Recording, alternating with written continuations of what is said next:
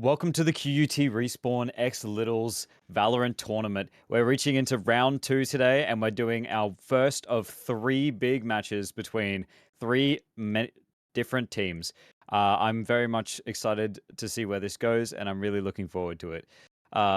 So for the teams we've got going on today, obviously this first round is going to be Swing or Be Swung versus Chimps, followed up by Griffith Goblins versus UQ Purple, and then finally ended off with Griffith Goblins versus Apes.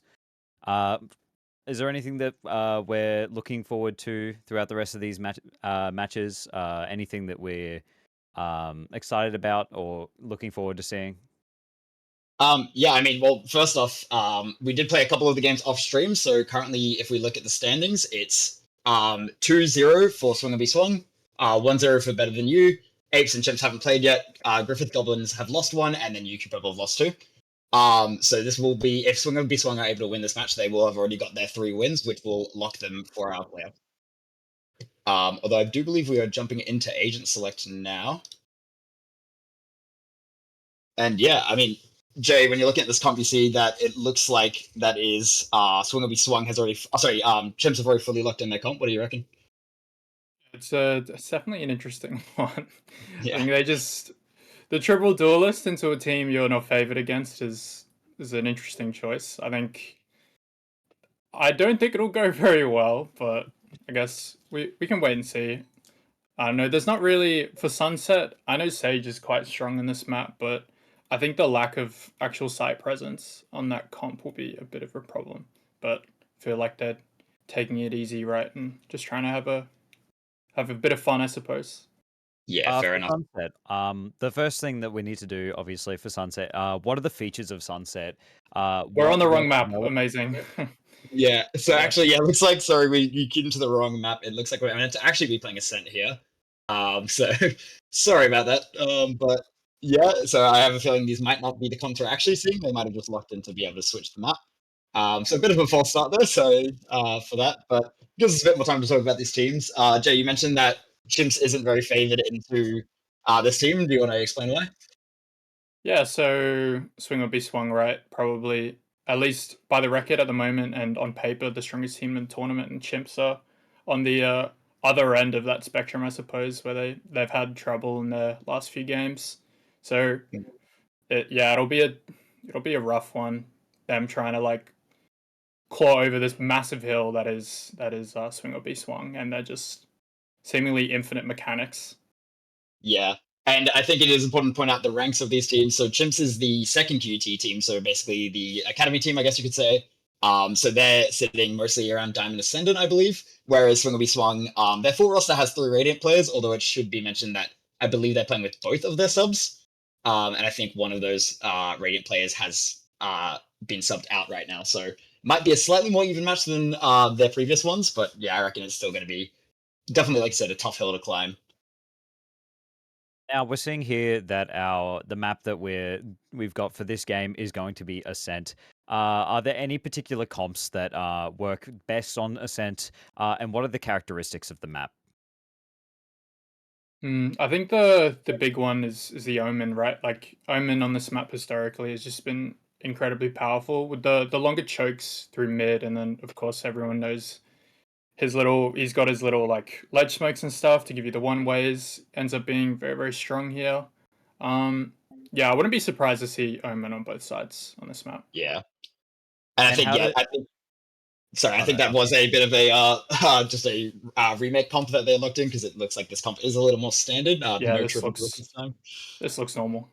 Yeah. for Ascent, what is the approach that you need to make from both defense and offense? Hmm.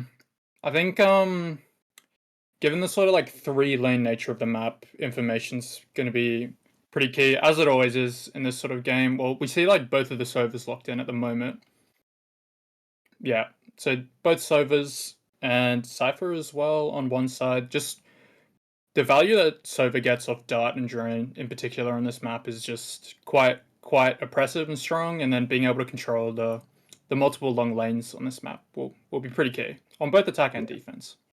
What are often the approaches taken by both offense and by defense on this map? Like, for instance, how should you go about pushing on this map, and how should you go about preventing the push on this map? Um, yeah, again, I think it really leads into the overall map control, just like making sure you're not leaving any holes open on defense, and then on the attacker side, just really bursting through sight quickly. I think on this map we see like a lot of we'll see like a lot of floods on A in particular, especially early rounds where the money's a bit lower. Um, but yeah, once that like first initial set of like abilities comes down, the timing's like quite important.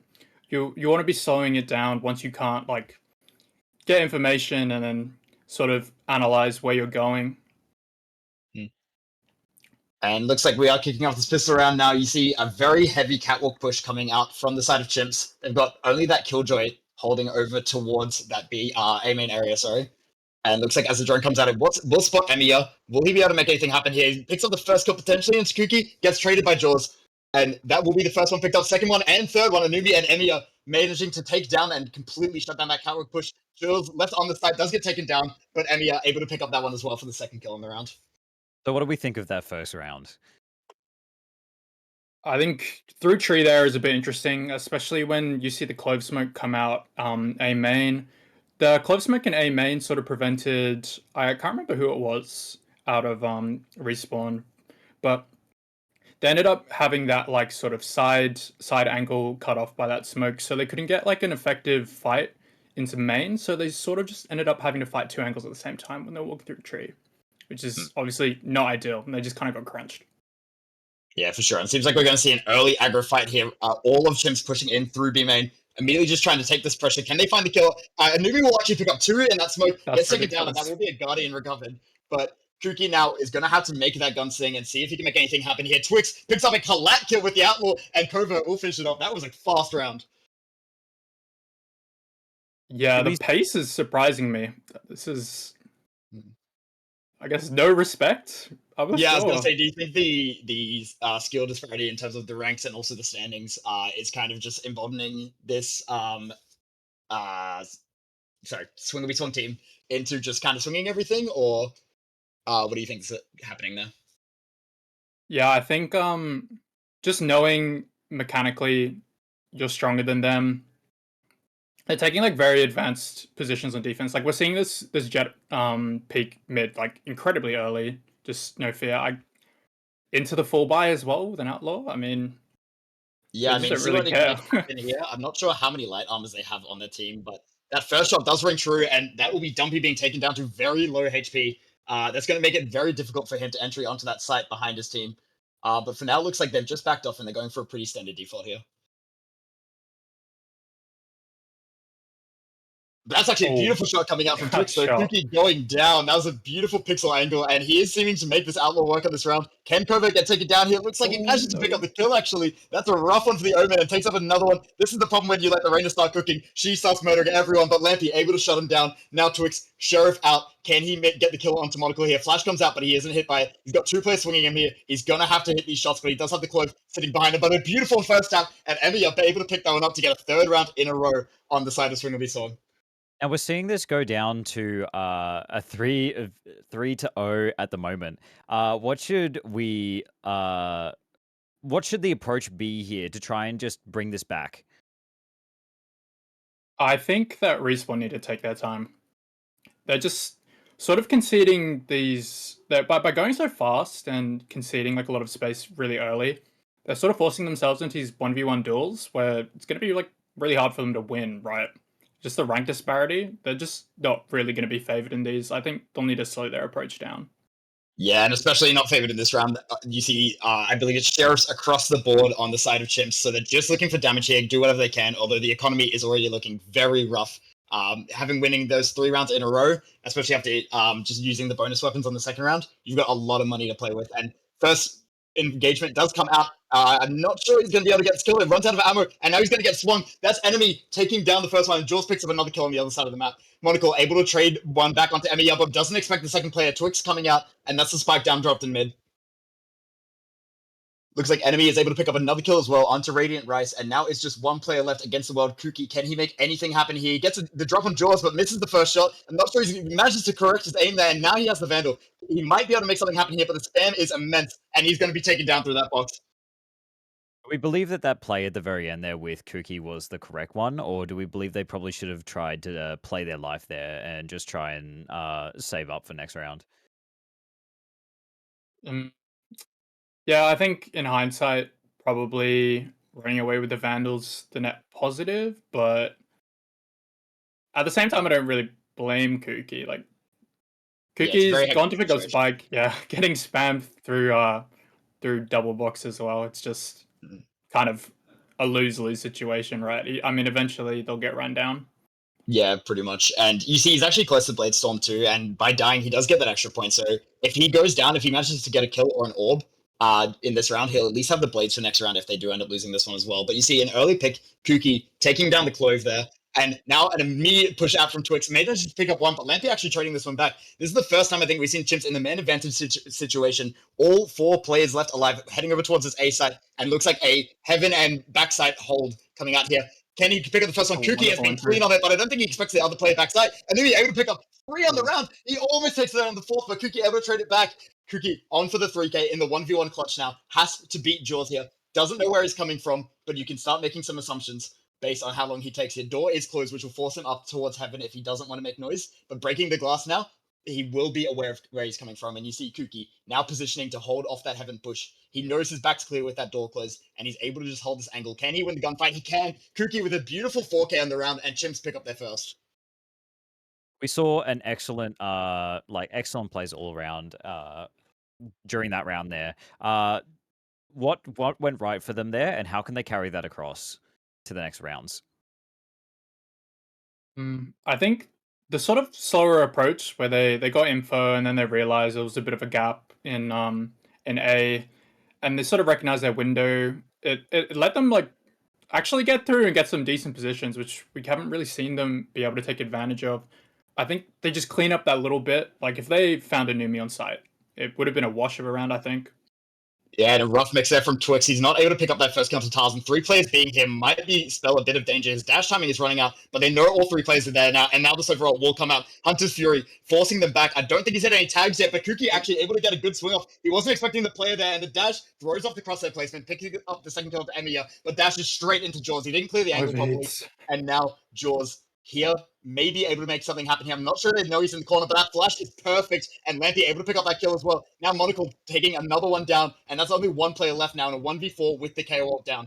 Hopefully this one ends for him, so he will have Yuto back before he has to push into this one, but with the KO not coming out, manages to break it. That's very big. He would have been silenced for 12 seconds if he got hit by that, but now he can make a push onto the site, but I don't think he will. He breaks the window to try and cause a bit of a diversion, but with that door still up and the drone tagging him, he's going to get spammed through the wall, and I'm not sure if he can really make anything happen here. You're probably going to see him save down to 46. Please walk away. Please walk away, bro. It's not worth it. Just, yeah, play your life, honestly. And that's the second round picked up for Chimps now. Yeah, definitely looking better. I think that sort of split approach where they're not walking as 5 has definitely benefited them. And then just allowing their Jet to take more duels, I think he's definitely hit it up. Yeah, maybe a bit too much, but yeah, you saw him go a little crazy at the end there, but I think he did what he needed to do. He manages to take down that player on Cat with the ult, that was Twix, I believe, and then manages to get the second kill as well using that dash to throw off the crosshair placement, and then unfortunately just doesn't quite clear the angle. Wasn't expecting Jules to be in that corner there. Yeah, for sure. We're seeing also, as well as them just bringing that back, but also the fact that they're getting very close in terms of their buys. What should we expect to see from these next couple of rounds, obviously, since this is getting closer? Oh, well, the double blade storm was the first thing I was going to mention. Just sort of, yeah, exchanging pressure. I think with both sides on buys, maybe this sort of aggressive play. I say that, and then immediately out main. I mean, yeah, able to pick up the first 2 kills, takes down Kuki, and I believe that was KO as well. Yeah, we don't have the names unfortunately on our side of the stream, but Dumpy able to take one back onto Jaws, and now he has a lot of mid pressure here. He can maybe make something happen. He's going to be pushing onto that side. I'm not sure if he expects the player to be on site as well as the one back in heaven, though. He will drone this out, so he might be able to find it. And with the attacking killjoy coming down, that's going to put the Reyna in a rough spot. Has to make something happen here. But Dumpy's got a snipe out. I don't think he expects this, and he doesn't. That'll be a free kill, and now he can use the assist to maybe get out of this ult, but instead gets slowed down. Lampy taking him out, and Radiant Rice picking up another one onto Twix. Manages to recover the spike and plenty of time to get this plant down with both players still sitting in CT. You've got this Omen in market. They might not expect this play, although it does look like Anumi is aiming for it. And Emiya will take that first fight, manages to take him down, and now it's all left onto Lampy on site. He's got 2 to deal with and a Sova Dart in his face. Can he make anything happen? Swings out wide, takes both fights at the same time, and Emiya will pick up his 4th on the round. Extremely unfortunate for them there. When did it all go wrong? I think it was probably letting Reyna get away with the trade there. Just no ideal. I mean, you just gotta have to try and prevent that trade. You just gotta have more discipline. Like you know, main is smoked off in that situation, and then you have the killjoy ult coming in. I think they would have had info that someone was site at some point, so they could have just waited and then pushed together just to like really properly clear it. I think just a lack of discipline is the biggest one there. Do you believe that the best option there would just be communication?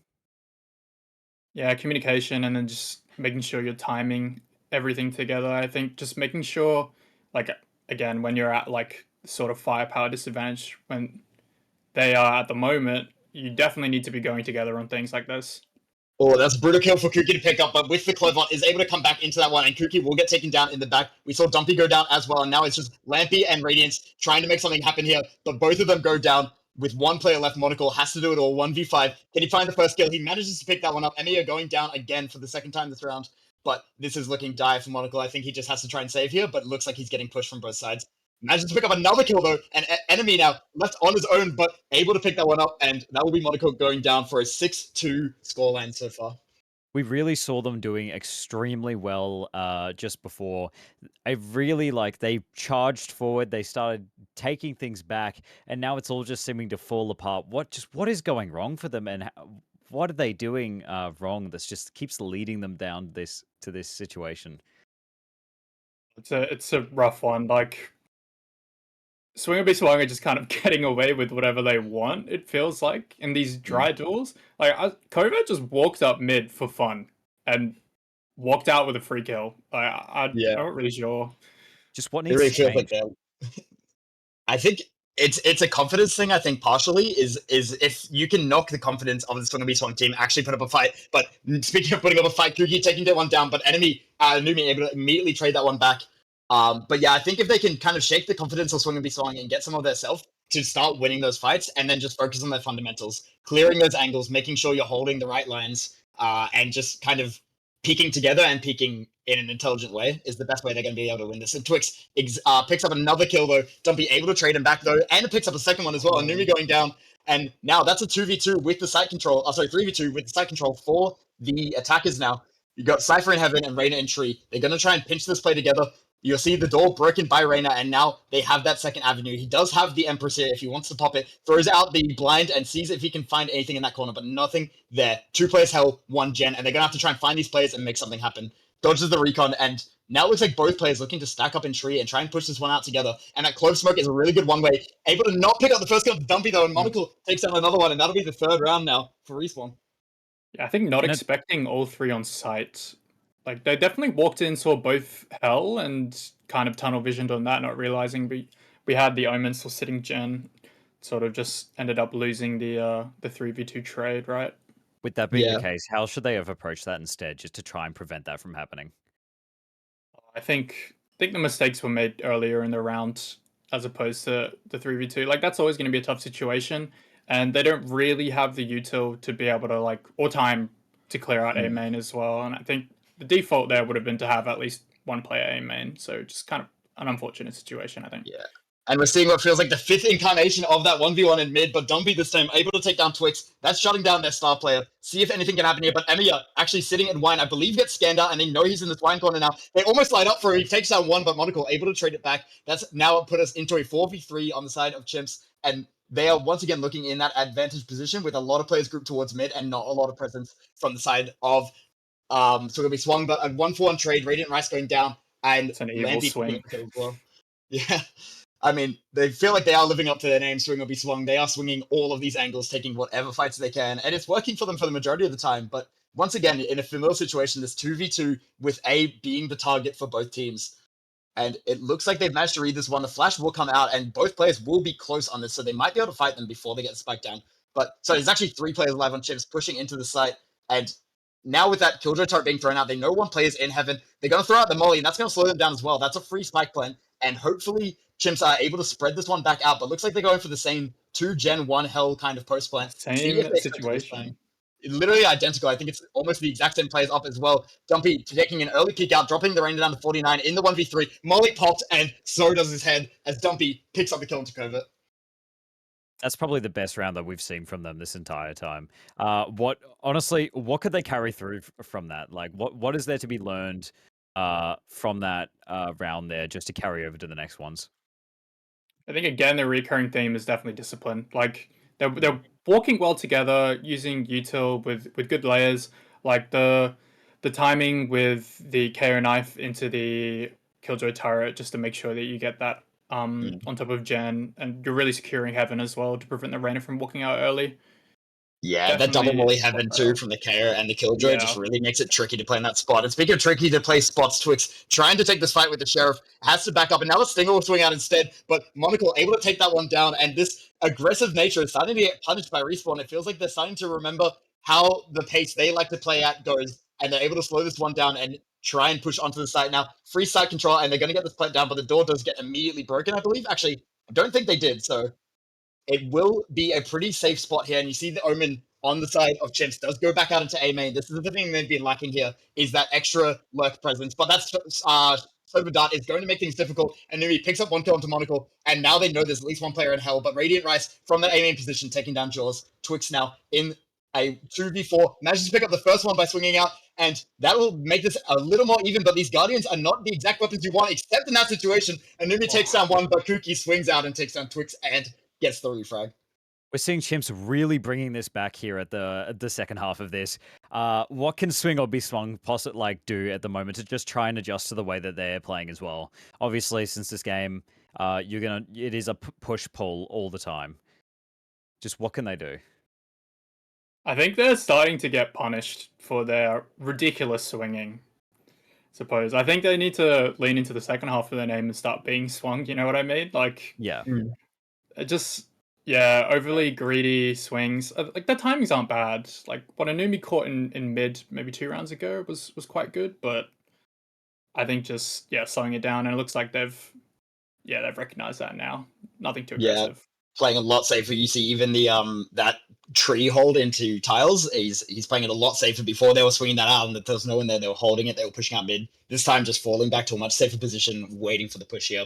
And yeah, I think, listen, these players are high rank. They know how to play this game. They know how the flow goes. I think they were having a bit of fun before, and now that it's getting closer, they're going to start actually wisening up to this play. But the Killjoy ult is going to make this tricky. They don't have the Sova. They do have the Sova, but they're choosing not to counter that one. Using it now instead as they're pushing into main. That's going to do a lot of damage. But Monocle taking down the first one. Anumi picking up one with the ult, and Twix gets one, but Lampy trades one back. Now Twix taking another kill down onto the KO, and that's a beautiful reset of the aim there to pick up his 3rd kill on the round. And now it's just Kuki, 14 HP, no spike in the 1v4. Knives come out in the last round of this half, and now they're just going to be pushing this guy. And that will be a very nice 4K coming out from Twix. Yeah, the push timing off that Killjoy was weird. They seem to wait until like the end. I suppose they were waiting for the Sova ult, but yeah, I don't know. They smoked down main, and then they just didn't walk. I guess they were playing off maybe to move after KJ ult gets broken. I don't know. I don't know what the plan was there. It feels like there's almost a bit of coming out there for the from the previous play, the Killjoy having that Reyna still sitting in there and actually would have gotten detained if he didn't go down. They might have been worried about that, so they just want to make sure that they got the detain. That's the only thing I can think of is why they would have played that so slow. How would you have approached it given like the same kind of tactic, right? How would you have approached that instead? Well, you definitely just got to go faster in that situation, I think. I mean, by the time they went, they had, 2 people market? Okay. Yeah, I believe it was. Speaking of And fast Twix up. with a beautiful updraft and dash onto the side. That's how you take a B site. Twix able to take down that first kill, and now with the door being closed, they will break that one, but it will slow them down quite a lot. These pistols are not good for destroying those map elements. And now that you see full site control, you've got a player in A main, one lane, one site, and I believe, and then one more sitting on stairs. So this is going to be a very rough push, and you see they've managed to split up their push here, so they might be able to kind of pinch these players out. But if they don't clear covert here, he could go massive. And with the first kill going down, another pickup. Oh. Both players are market going down now. One player left in CT, and he will be taken down. Radiant Rice, the last to fall, as Emia picks up another kill in this game. We're seeing excellent plays all around here. It's really just been a push-pull game throughout all of this. Both teams really putting up like a fight on each round. It's really just been going back and forth. Honestly, what do you see being the difference between these two teams like every round? What makes up that difference between the two of them that makes the difference between a loss and a win? I think the biggest thing at the moment has just been like the gunfight synergy. Swing will be swung. Have just in these messy fights, they're just way more organized. It seems like they're always ready. Like even just then, just that double swing. It's against an eco, and they're still just incredibly disciplined. I hate saying disciplined so much, but yeah, but it really does what feel do like you do? that. It feels like both teams have struggled when they've started rushing things, when they've started playing a bit too loose. And you can see those moments where it does pay off, like Twix dashing in on the last round. But a lot of the time, both teams are getting a little overzealous with it. Twix able to pick up another kill, and this round looks pretty done unless something can happen. Emiya picking up a kill with the Sheriff, and now you see Dumpy just out in the open, and the last player in market will go down. Emiya with another 3K, and I think a lot of eyes are on Twix here on the Jet, but you've really got to give props to Anumi and Emiya as well. They are being very good support. The nice thing about the Clove is that since you can smoke after you die, you can send it in with your duelist, and that's exactly what Emiya has been doing and making good value out of it. We've also seen Chimps just begin to struggle again in these rounds. Really just falling back into earlier in the game where we just saw them like really struggling just to push through. How should they approach this? Obviously, we know that they don't appear to be as mechanically. Their team synergy doesn't seem to be there as much. How should they approach this differently? Wow. I mean, getting picked up in the smoke is not a good way to start this. And now Yeah. Twix time to take another gunfight. Actually, Monocle and Radiant they're Rice able winning. to take down both players. And I believe they did reinvest a bit into this round. You see that Vandal picked up. Not sure how much heavier they force into that, but a good early 2 kills should set them up for success here. Although their Omen is 1 HP and their server is about half as well. So Yeah, this they're could be reading rough against A the Mighty flip Guns. very early. Yeah, I don't know Tom's not really even. why he closed the door there. I feel like it would have been better to get your Cypher in through tree. Yeah, I think it's a bit of a slow push, but I mean they haven't walked out of heaven. Yeah, they're giving them a lot of space. I think they're just waiting for this plan, and then they're going to go off that. Yeah, you see the Paranoia looking to potentially come out here. Regen armor on Radiant Rice means he does have a bit more than that 8 HP you're seeing, but it's not going to be a lot. I think he's still going to go down to one shot, and the spams to the floor are really going to slow them down. They need to get a move on it, and I don't really know why Orbit they're dot. stalling out so much. Oh, Yeah, that shock dart was close to taking down Dumpy, and it looks like the second one just misses as well. Those won't be available for the post plant now, but I don't think he's planning on using them anyway. Drone comes out and he's going to spot the player in hell, but I don't think it's spotted the player that crossed the gem. Lampy takes him down anyway, though, and that'll be Dumpy picking they're up fighting another one. kill in the round. Enemy able to trade one back. It looks like it's the battle of the servers. Now Jaws left in the 1v3, not able to make anything happen there. The firing squad takes him down. That was well played shot by Chimps there. What went right for them there? What did they do to like truly earn that round? I think it was on the util in post plant. The drone was effective. They flashed out well. They flooded through door, I believe, as well on the same flash timing, and they just ended up getting like again that crossfire through tree and door and through heaven is just so powerful. And when you end up losing that trade and you're not really playing slow, you know what I mean? Like you have two players in hell just sitting and yeah, if you end up losing to somebody in tree, it's just the whole side opens up. So Yeah, what should and their approach be throughout the rest of these rounds? I think just continue playing this sort of slow timing. It's been working for them a lot better than forcing the engages and sort of same problems. Go fast, you lose to the guys that can aim well. It's just how it works. yeah. I mean, it's always going to be harder to win a gunfight when there's two guys shooting at you than one. So I think they just need to focus on. They might have really good aim, but if you trade out every player, you get it down into that 1v1, that 2v2. It's a lot harder for defense to make a retake when they don't have as much util. Yeah, for sure. And yeah, for now, it looks like it's just a heavy grouping in B main, and this smoke is going to stall them out, and it looks like they're probably just going to wait for it to go down before they push out. But Lampy here has a lot to do. He's going to have to be that first point of contact. It'll either be him or Dumpy. You see them just throwing the shoulder peeks here, doing the jump spots, trying to find out where the players are coming. And now the smokes come down, and Good the dart. execute comes out. That's a beautiful dart. We'll spot out the player on side. He wasn't expecting the close one, but Lampy Oh, able to flick wonderful over dart. to him. That was a beautiful shot. Enemy taking one back, but that's Respawn getting 2 kills. And now this push is looking a lot harder, especially with Jaws going down. And Kuki picking up Oh, another yes. beautiful Sheriff kill. Wow, that was an insane round. 3 Sheriff kills to close that one out against Rifles. That's what you like to see from Chimps. And I think they're really starting to gain that confidence and realize we actually have a chance. We can probably win this game. Yeah, Honestly- just really clean with the util. The dart was incredibly good, and then just having Cookie there to stop the drone push as well. It just seemed a lot more organized. Yeah, and that flick from Lampy was really good there. I think if he didn't hit that kill into the jet, that's a much more dangerous round. But I think they were really relying on that pincer from stairs and lane to kill the side players. But Lampy just hitting a beautiful flick and able to shut down that push.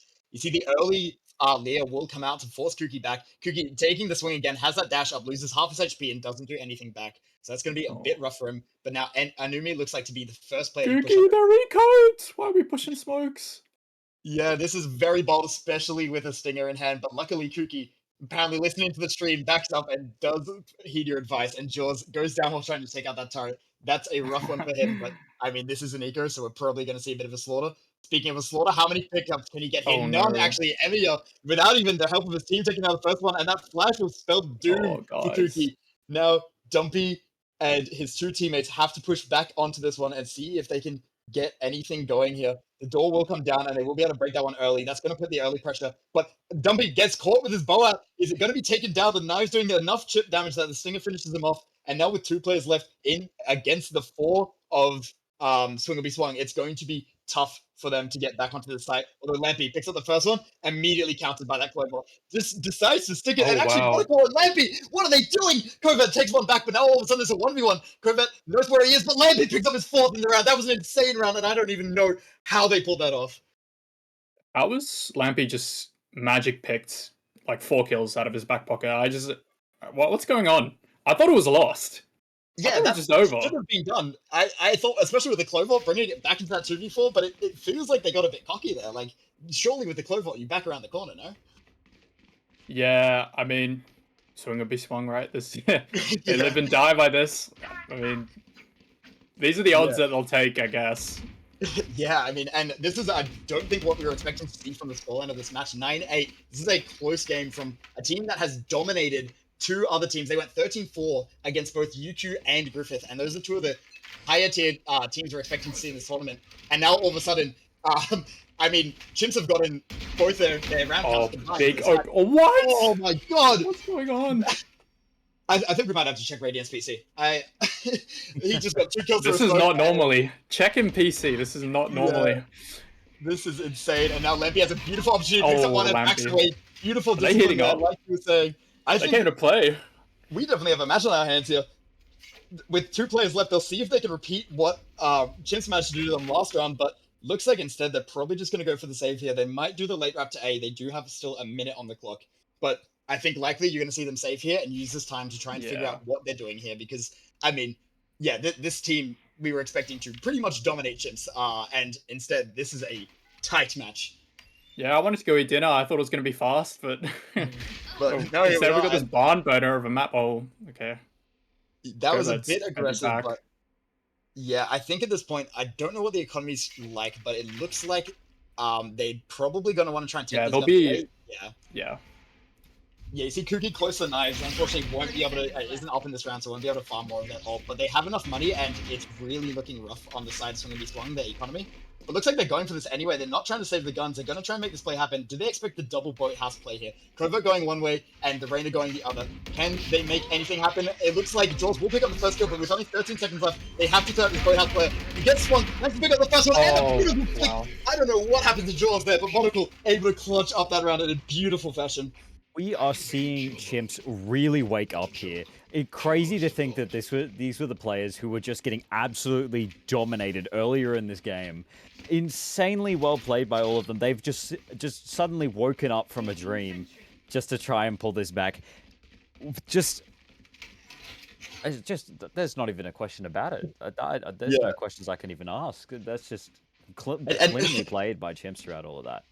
And don't forget, they were 0-4 at the start of this. So in the last, Chimps have managed to get 9 of the last 14 rounds here. So if you ignore the fact that they lost the pistol and then lost their bonus, this game would actually be looking heavily in favor as well. Yeah, it feels like they might be on a bit tilt here. It feels like you clear that every day of the week. You never saw a tree player. Unfortunately, Radiant Rise unable to make anything else happen. But a deep lurk coming out from Kuki here into A main. I don't think they're going to see this one coming. They've noted the one player and they'll hear another one Heaven. It looks like they are holding for the angle, and they are actually checking their corners now, and and maybe we'll be able to pick up that kill. A lot more disciplined now coming out from that Swung will be Swung side. Although Lampy and Jaws in the 1v1 on the opposite end of the map, Lampy takes him down, and now a 3v2 for Chimps actually. They're in the advantage position here, but Spike does go down, and this drone will spot out the server. They know he's close now, and I'm not sure if he's aware of where Monaco was playing there. But with this door broken now, they are in a lot more pressure. You see the recon drone comes out, and the Killjoy ult actually. This is going to make it very difficult for them to play. Looks like they will use the server to take it out, but the knife actually cancels it! Beautiful play from the carry here. Now he has nothing to do. The spike's going to be defused before he can get onto this angle, and even if he can, Monaco is holding it. And beautiful heads-up play from Monaco there. Goes down, and Lampy picks up his third, but that was insanely impressive. If nothing else that we have learned from all of this is that you cannot doubt your opponent, no matter how well you're playing and no matter how badly they have played. This is... To think that these were the people that were down 0-4, but moments earlier, now up by 1 against probably one of the most dominating teams in this competition. Insane. Time for a field test. Turn up. That last round, I was confused with the Killjoy ult usage when you know they have Sova, but I guess if you just hit the KO knife, it doesn't matter. Yeah, and I feel like they knew KO was up. I feel like a player of that caliber should know to stand further back and dodge that knife trajectory. It's not like the Sova ult is a short ult. He could be standing pretty sure at the back of A main and still be hitting that, so maybe a bit of a misplay, but also just a really good heads-up play to save that knife knowing they were going for the Killjoy out there. And Radiant Rice now up against this Bucky. Emiya might be able to make something happen here with his close quarters, especially with the drone coming out. Smartly backs away, and the drone doesn't tag him, which is a big benefit. Can't get spammed through that smoke, but Emiya does manage to insert himself into tree, although will be immediately taken down by Radiant Rice. We're really just seeing like respect from both teams here.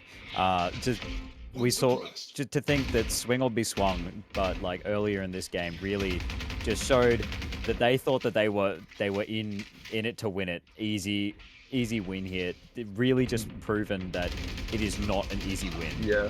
And a heavy true fight here because the spike is down. Monocle and Kuki both pick up a kill, and that'll be the third on the round for Kuki. And now all of a sudden we're almost on match point for the side of Chimps here, and it seems like Swing will be Swung starting to get left in the dust. I believe so, yeah. It'll probably be a buy for next kind of round, and then they'll try and run it back and do the final 3. Although it looks like, Twix is forcing up here, hoping to get those 2 ultimate points he needs to get the knives up next round. And then the rest of the team, just buying for the next round, making sure they have enough credits to get that Vandal or Phantom to full armor and full util for that pivotal 12th round if they lose this one. But not a bad buy, to be honest. 2 Vandals, 2 Sheriffs, and a Guardian. You can make that work. Yeah, again, with the hands that they have as well, I wouldn't be surprised to see them just pull this out. But they seem mentally shut. I mean, underdog buff is a real thing. You got to be getting nervous if you're in the position of Swung will be Swung right now, about to get upset pretty heavily. Yeah, and they are still in a good position in this tournament regardless, but let's see if they can get a good position on site, because Covert able to swing up, but immediately has to back up, and now you see Twix left alone on that Logs position, although the rest of his team able to now push out and reinforcing. It's all down to Monocle here to hold off this lane push. Picks up the kill onto the ulting Reyna. That's a big kill, but the tagging will result in a wallbang kill, and Twix able to pick up 1, but Dumpy trades him back. 2v3 now on the side of Chimps. They're gonna have to make something happen here, and the Cypher ult does mean that they know exactly where they're pushing from. A bold Sova ult here to see if he can pick up any kills. Manages to tag Emiya, and just misses the kill onto the player backside. Anumi just surviving that one, but now they are low, and they know that Cypher camera's there. They're gonna have info on A main now as well. They know these players are on site. It's just about finding these players and winning these gunfights, and the Recon Dart will definitely help with that one. But looks like for now, very conservative positions. Jaws, the only full health player, taking 1 down. That's what you like to see, and that Shock Dart takes Dumpy down to 35. I wouldn't be surprised if he just plays for exits, but instead tries to make the hero play and will go down to that double phase. Yeah, I Almost like think we've seen a complete exits. transformation from Chimps throughout all of this. Really, it feels like we're not watching the same people we were watching earlier. Just what changed throughout all of this match? That just like they're playing what almost seems like a completely different game than what they were earlier. Just what happened? I think for the first good section of this map, they're playing with COVID rules. They're social distancing. Like they're just taking 1v1s for no reason. Now that they've started like bump in and really like they're holding each other's hands through duels, and they're just trading out so well and punishing these over aggressive plays that Swung are making. Yeah, and it was nice to see Jaws come alive here. Obviously, Jaws was one of their subs, and we did see him play in the casual tournament. He's about a gold level player, and Kuki able to pick up the first kill there. But it was nice to see him pick up the kill there as well, and a very pivotal kill in the round. But Twix able to take down another one, and Emiya has his back, taking down Kuki. And this is looking quite rough now. That heavy mid presence is all gone now. Monocle has to go big here, but makes the first shot. Readjust, takes him down, but Lampy trading one back. They lose two though, and now it's all down to Dumpy. 1v2 situation. He has to try and make something happen here. But Cypher and Sova have so much intel. They're going to know exactly where this guy's coming. Although it looks like they only have the recon bolt available. And then potentially, yeah, Cypher Cam coming up in about 5 seconds. So once those abilities come up, they will be able to get some intel on where he's coming from. But for now, manages to dodge the Sova dart and reveals one player. Gets the tag through the wall. Not a ton of damage, but a bit more coming through. And this is winnable, but it's going to be tricky. And it's looking like Chimps might have to deal with a tie game here. But the An absolutely nail-biting round. This is coming very close down. A very tense situation. Can he bring this back, though, is the question. Yeah, and I think he has to is not both as easy as... Now. With everyone being a fantastic player, this is not an easy fight. He does take down two. Can he get the defuse? I think he just has it. I think he might have this. Yes, he does. He does. Oh my god. Absolutely insane clutch. Excellent play by Chimps there. Holy. Yeah, there are no words to describe how well that was played. Yeah, and him just being able to so perfectly isolate those fights. You see him manage to get the angle onto that player on the left, I believe it was Anumi, and takes him down, and then just beautiful readjustment to expect the other player to be playing on that right side, and just takes him down. Just like I think it's just just really pulling it out of the bag. I mean, I thought it was done. I thought we were in for OT, to be honest. I mean, yeah, the way the last few rounds are going. 12-10, and with the knives going down on Twix, that's a big ultimate to lose here, and that's going to be rough. I'm not sure. I believe the rest of their team have Vandals, so that will be at least not too bad, but you got to expect, yeah, one Guardian here and then light armor, and no armor actually on Anumi. He's down to just his regular HP, and Monocle picking up a kill to Covert. That's the Guardian going down, but still, that is a big kill. Jet and Reina both down makes this pushing the site very difficult. They do have 2 ults to play with, but the KO ult is online. If they try and use those ults, KO can pop his and just completely shut them down. We just seen Chimps really showing what they're made of here. They're really not just really showing anyone that may doubt how well they play. Yeah, might be able to pick up the shot. Emiya will res himself with that Clove ult, but can he make anything happen? Anumi able to swing out and help his teammate out, takes down the Clove ult res, and now 2v2 for the map. Oh, Dumpy's just dumping on all of them. Oh my god, he is really heated up here. And now one player left. It's just Jaws. Can he make anything happen? No, Dumpy with a beautiful 4K to end it. And that's Chimps beating our first seed team right now. It's going to be Swung. I've got to know what went wrong there. Absolutely, that was absolutely brilliantly played. We've just seen a complete turnaround of what we saw at the beginning. At first, we saw Chimps absolutely getting decimated, only to bring it back at the end to absolutely show that they are not to be underestimated throughout any of this. Absolutely brilliantly played. What did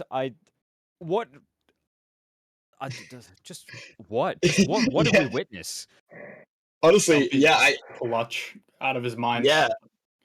I mean, and you see, like, if you look at the scoreboard, Covert and Jaws, I believe both of their subs, it's a tough time playing with those players. I mean, you see 15 kills between them is only good for, like, 4th in the rest of the game.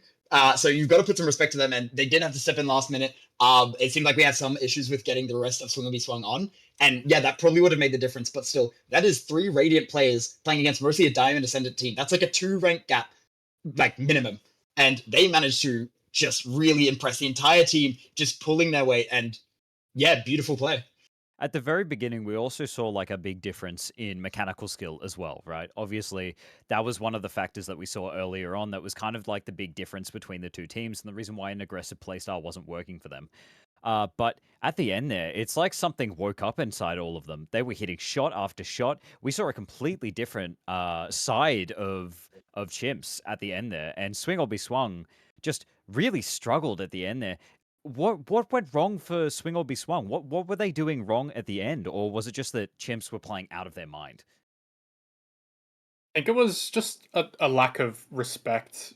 But they sort of went in expecting a lot of these duels to just be free, and then when they realized they started getting punished for it, they started backing off themselves, and then you go into that like the last 6 rounds, and then suddenly Chimps have like flipped it on their head. They just swing whatever, like they just have the confidence, and then Swing or Be Swung just not ready for it, or just just unprepared and not really having enough respect for Chimps, I say. Well, more than anything else now, there is some respect being put on Chimp's name, all right? If not before, you got to respect him now. Absolutely insanely played by all of them. Extremely well done. All of them deserve to be proud after that. That was a game that was definitely not in their favor by any means. And obviously, they were a little bit late as well. Uh, you know, they were a bit later to the game, but they absolutely played out of their minds there, and every single one of them should be proud. Yeah, I mean, for sure. Like that is, yeah, I mean, I'm still shocked, to be honest. I mean, yeah, they were playing with two subs, but you just don't expect it to go that way. And we also saw with the prediction that we were running, that I believe one person, Tresto, made something like 3,000 channel points because he was the only person to bet on the side of the Chimps there. But yeah, I think just brilliantly played, and I think you did see that shift in confidence where early on they Swing or Be Swung were just dumpstering them, and they were taking whatever fight they wanted and winning all of them. And then the more rounds they lost, I think the more you started to see that confidence waver from the side of Swung and Be Swung and really start to elevate on the side of Chips. And I think that was a big turning point. You saw some of the shots they were hitting at the end, especially dumping that last round. Beautiful 4K, just walking at them like the Terminator, just unstoppable, taking everyone down. That Um, I couldn't think of a better game to start off this this stream here. There could that just I'm speechless. It's just a shock to see what we saw, and it was absolutely beautifully played. It could not be a more hype, could not be a closer, could not be a more of a redemption arc to begin our tournament for today.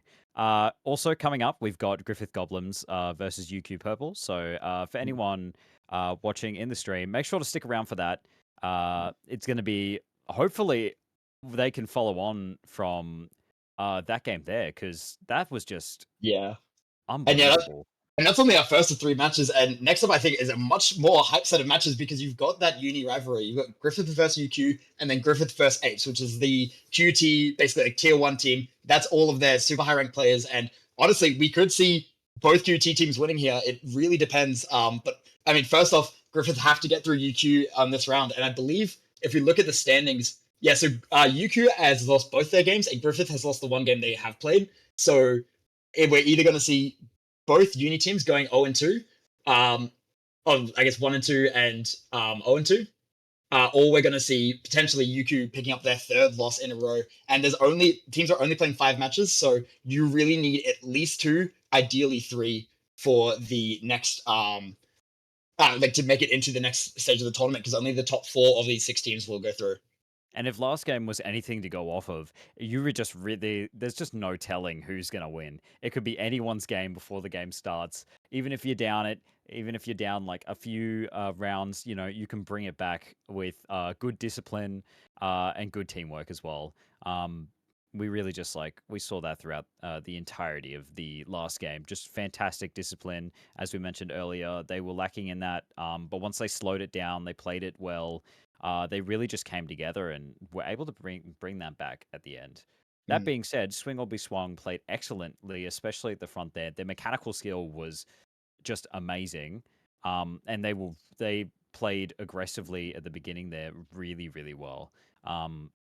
Was there anything that perhaps at the end there they could have done just to try and bring it back, to try and take charge again?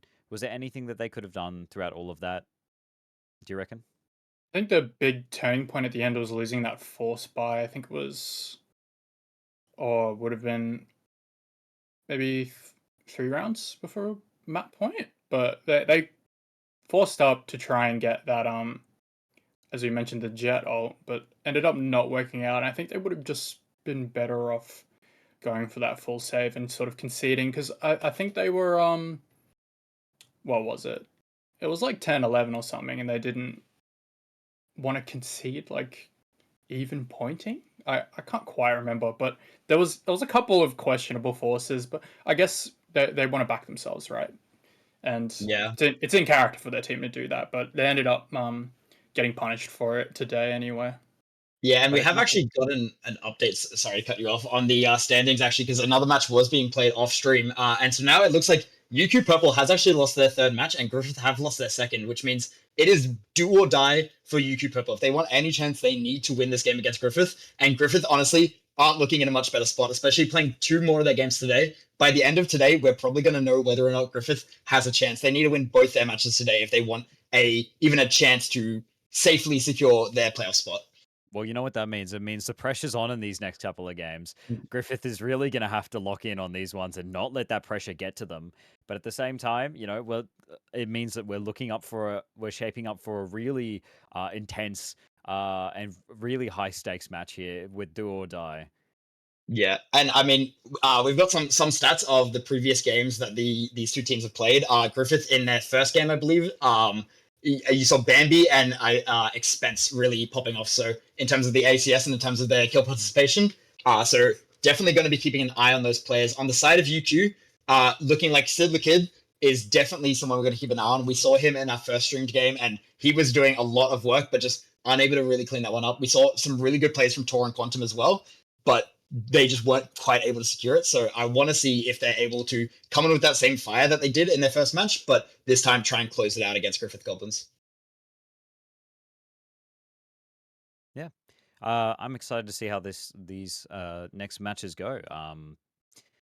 But yeah, I'm looking forward to seeing how it all goes out. I'm looking forward to seeing how they play. And I think everyone's looking forward to seeing what map that they're going to be playing on as well. So that's going to be It sounds like super interesting to see. it sounds like we're playing Haven as the map for that decider. And yeah, so I believe we're trying to set up the lobby. We might be going to a break. Just confirming that now. It looks like we're going straight in actually. So yeah, buckle in. I'm tired. Well, you're going to have to I'm be tired a hungry. little longer because we're about to Oh. see some epic action here. Yeah, so it looks like we will be jumping straight in as soon as the teams are in and we've fully set up that lobby. So just another couple minutes should be all we have to wait. Yeah, so yeah, I guess we did obviously see UQ play last time. They did lose to better than you, but it was quite a close game. So I guess it's going to be interesting to see what kind of comp they're running. We've seen them on, I believe it was Ascent last time. So obviously with Haven coming in, what are some of the things we're expecting in terms of comps? I don't know. What's the meta like nowadays? It's hard to Yeah, honestly, tell. after the Terra nerfs, it's really been up in the air. I think you're probably expecting to see a Jet here.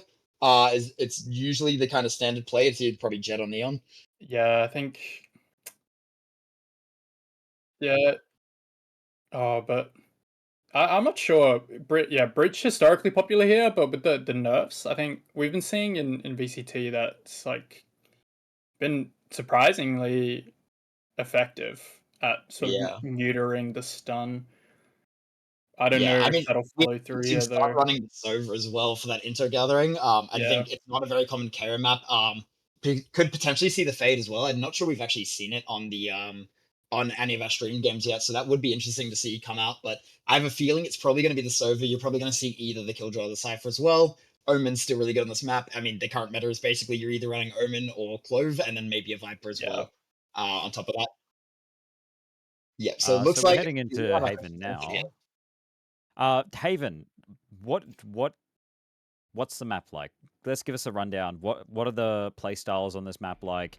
What are the sight lines on this map like? Just how does this map how's this map go out? Just a dumb. Oh, voice crack. I need some water. Just a dumb triple site map. I hate this stuff. So just cringe everywhere. I was expecting. Yeah, we've seen the Cypher locked in. I was expecting a Killjoy, but maybe I'm just old. Is Cypher the play now?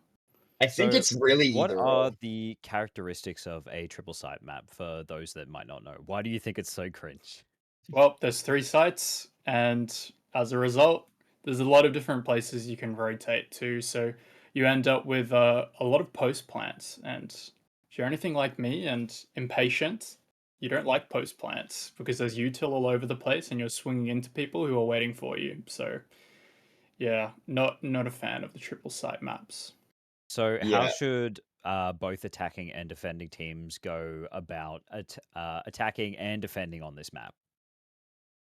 I think proactive defense is probably the way if you want to avoid that post plant situation as much as possible. But you can also like lean pretty heavily into the post plants. You see teams that are like well drilled at it will sort of concede control pretty quickly in exchange for obtaining more space around the map. Like you'll see people lurk up mid in Haven a lot, and yeah, it looks like we're It throwing to a also looks restart. like our game is going to be restarting here. Unfortunate, but yeah. Is there anything more about this map? Any more like details about it? Do you reckon might contribute to how people play on this map, or like, is there any factors of this map that might affect the outcome? Yeah, I think it's more of with the site nature. It's when you have multiple places you can execute from. I think yeah, just execute strength will be important. Just being well drilled and making sure you're both taking and defending site, and also retaking if you're giving up bomb, just in a coherent way, right? Just I think layered util is probably the biggest thing here. There's so many like opportunities to stall out sites here. Like with how quickly you can get bombed down with info, it's, yeah, timer runs for sure. So If I that's the think case, does that make this more of a defense heavy map or more of an attack heavy map, do you reckon? Like, does it favor defense more than attack, or how does that oh work? I I'm not quite sure because it's trade offs. Like it'll certainly favor certain skills, but for attack and defense, I think it's more of it's a site control map basically. Yeah, Like and I think the tricky thing is obviously 3 sides means you have to spread your team a lot thinner, and you do have to get those rotates through quickly. I think a big thing about Haven is mid control is like a lot more important than it is on other maps because you need that fast rotate. Getting people quickly through B, without having to wrap all the way through CT, is going to be a big factor of that, which is just trying to, make sure you can show up those sites as quickly as possible. Well, it's, as that saying goes, fortune favors the bold. Yeah. And looks like the overlay and all of our stream elements are working, so we should hopefully not have to restart this game. You see them locking their agents back in. And I mean, yeah, actually, if we want to get into these comps a bit, you see the Phoenix coming out on this side of, I believe that is Griffith Goblins. So, um, yeah, I mean, what do you think the thought process is behind the Phoenix on this map? interesting one. I think just sort of the self sufficient frag, just a bit of like a solo carry monster that sort of benefits from more isolated duels, right? And And obviously, just you slower mentioned that this play. map, with its with it being 3 separate points of interest, there being more of a split team as well. So, does that mean like Phoenix perhaps would thrive more in that kind of an environment where your team is spread more thin, making it more likely to have those solo fights rather than having, say, 2v2 or the 3v3 fights that we've seen in other maps? Yeah, I think the main sort of advantage of having Phoenix is definitely that, I guess, slight favoring in the 1v1, and he's got a very, very balanced kit, right? So you can kind of place him wherever on the map, but at the same time, they're sort of limited in that he's their only flash, which is a bit interesting. Yeah, it's gonna definitely mean that he kind of has to play with the stack case. So I wonder if we're gonna see Bambi on the lurk instead. Expense was one of those very high fragging players in their first match. So we'll have to see if we can make anything happen here, but does take a lot of damage early. You see him going down to very low HP there, and Sad and Zebra did take some damage back, but that is going to be tough unless he can use that molly to heal himself up. That is the nice thing about Phoenix, is that he does have ways to heal himself, so the damage won't be permanent if he did opt for those. But we'll have to see, as for now, it looks like he's still quite low. Yeah, they just identify the 3 on A and immediately move into C Link. And it's just, yeah, smoke goes out into C main and they've got side control. And look what we have. Post-plant situation. How fun. Yep. And yeah, you see, I mean, the Jet Dash comes out and manages to take side, and now you've got all 5 players stacked up. There's a very deep lurk coming out from Sad here. If he can make it all the way over, this could be very good for UQ, but he's going to have to try and find the timing here.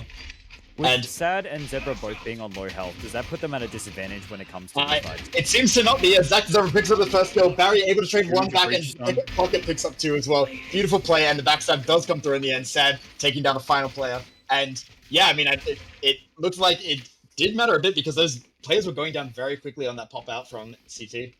Extremely quick round there too. That was gone in the blink of an eye. All it took was a sentence, and bam, game was over. Yeah. Honestly, what do we take from that round? What's the takeaway from that? Oh, that post plan is boring, and walking into bridge cooldowns is no fun. I mean, they're forced to push out there, and then if they don't push out into the bridge stun, there's probably like a massive Cypher backstab coming for them. So they're just kind of, by stacking A like that and they're not reading to rotate early, they've had their hand forced. Yeah, but Bambi manages to take down Barry forehead, puts one straight through his dome, and that'll be a good pickup. You see that the entire team, except for Grand Lover, did force onto those sheriffs. And meanwhile, the standard buy of Stingers, Bulldogs, and an assortment of weapons coming out from the side of UQ. It's rough to lose that early pick, but they do still have the gun advantage, so you expect them to be in a favorable position. But I think it's really gonna come down to Zach here. To Bambi here. Can he make anything happen? Misses both shots and goes down. That's Midget Mogger taking him out, and Sad picks up another kill into Enzo. And yeah, this is how we're expecting this round to go. The early pickup was unfortunate, but they managed to recover that Guardian anyway, so they won't lose much on the econ. And now we'll have to see if the 3 players left on the side of Griffith can make anything happen here. You see, a pickup actually from Gosu onto Bucket, wasn't watching the angle, and managed to take one down, almost takes the head off Sad as well, but able to get back around that corner, and now they're just going to play this slow. Let the players push into you, you've got the gun advantage, and just don't give them any free picks. Make sure everything is watched by at least 1 person, if not 2. And yeah, it's going to be a very slow round, looking to probably die to the bomb, but Gosu actually pops up, takes down Zach Zebra, and now the swing out, very questionable from Sad, is taking quite low. Can you make anything happen? Gosu still being a menace, but Midget Mogger able to pick up 2 more in the round. Can you take down the 3rd? That's a 4K, and the fall damage kills Gosu at the end with help from the Omen on UQ. And yeah, I mean, that was a costly round though. What do we think made the difference that round? I think yeah, mostly gun advantage, and I think maybe if they were able to sort of get more out of the sheriffs, it could have been doable. Like I kind of like the sheriff force just because the map is so long. You can end up getting good fights against the things like the Stingers, but you see, like the moment they get to fighting the Bulldogs and they're in post plan, they have to actually walk up. It's rough. Yeah. And think that the way that this map is that it means that gun advantage becomes stronger, do you reckon? Yeah, I mean, well, we're going to see the shift to the gun advantage this round because UQ will be saving that money. You see them just on Sheriffs and and a Bucky here, as well as like Guardian they saved over. An early pickup because realistically they should be getting these kills. Griffith are just able to, you know, take these fights at longer ranges and kind of secure them, and they're a lot stronger weapons. But the point is that UQ got those first 2 rounds. That's what you want. And now you just want to do damage. Take away as many of these guns as possible and see what you can make of it. Looks like Expense looking for the flash here, but he's going to get hit by the breach util, and the side of the trip was a little too far back, and he's able to get the angle while in it. Takes him down. Bamboo trading one back onto Sad, though. And now the tag actually will help Enzo take Zach the Zebra down through that box, and now it's looking like they're just going to have to try and force this one out, but do they know the trip? Right, they hit it, but they don't actually swing off that contact, and now Barry able to take one down, but goes to, can he pick up another one as well? No, Grandmother able to pick up both kills there and take that one down. A pretty solid anti-bonus round there, and yeah, they managed to save 3 rounds over, so you can't be too mad about that. A really unfortunate situation there. You never want to find yourself in a 2v4 situation, no matter what. You know, it's just a really awful situation to be in.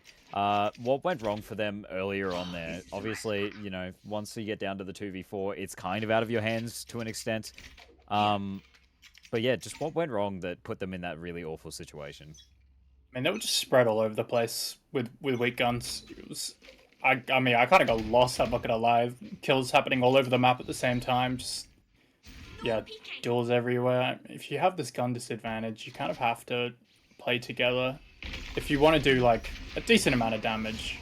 Yeah, and early aftershock coming out will stun him up, but Expense actually able to pick up that kill, swings out and gets a little greedy, overheats there, but Grandmother able to pick up another kill, and his third on the round. Any makes anything more happen, no bucket, shuts him down with one through the dome, and Sad trading one back as well. This was looking really good, but now with the blind hitting Gosu, able to control that recoil on bucket, and he takes down his third of the round. Now just one player left, just Bambi there. Has to make something happen here, but the players are just leaving. They knew he was coming down long, so they're gonna go plant on A. Yeah, we're really just seeing UQ Purple like slowly take advantage throughout all these rounds. The difference isn't extremely noticeable between these teams. Obviously, both teams have been playing really well. But yeah, that gun advantage, as you mentioned earlier, is just slowly creeping up, I feel. And I think the nature of this tournament structure, I think there's going to be a lot more pressure on UQ because this is a must-win game. If you lose your first 4 games, there is almost no way mathematically that you're able to make playoffs. Whereas Griffith do have that one more game of buffer where they've only lost 2 instead of 3. So I think that could definitely be playing a factor. But Bambi for now has to try and clutch this one out. You see, he can't spot either player. He knows they're probably playing long based on the bomb plant. Stun comes out. He will be able to bait that one out, but he's running very low on time. These players can just wait for him to tap and then swing. They're going a little early, but yeah, now they see him on the bomb. He gets off and he's already out of time. He's just trying to take down as many as possible. And he does take down both. Beautiful aim. I think with the dashing fresh, he can get out, but he won't be able to get the defuse. No, it just dies on the edge. Just doesn't get out. That's really unfortunate for him there. That was an extremely good 1v2 clutch there. Just unfortunately didn't have enough time at the end there to be able to bring that back.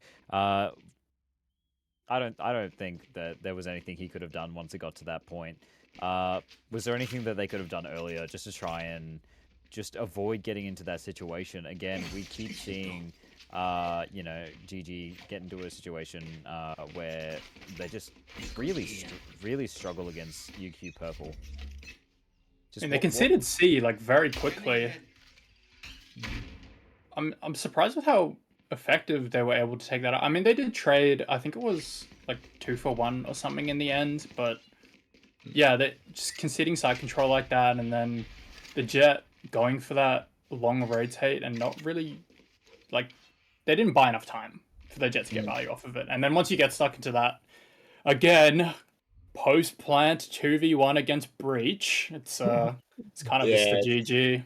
Very tricky. And you see the same thing might be happening here. They're still keeping this 3-stack on A despite not hearing any noise for probably the last 20 seconds now. And you see them once again just walking up, getting C completely for free. I think Griffith need to be more aware and they need to stop overcommitting to these stacks. They heard some pressure. They got 4 players over there. That's good. But like now you're finally server joining in at 45 seconds left. They're already on the other side. You need to be doing that earlier and find that info.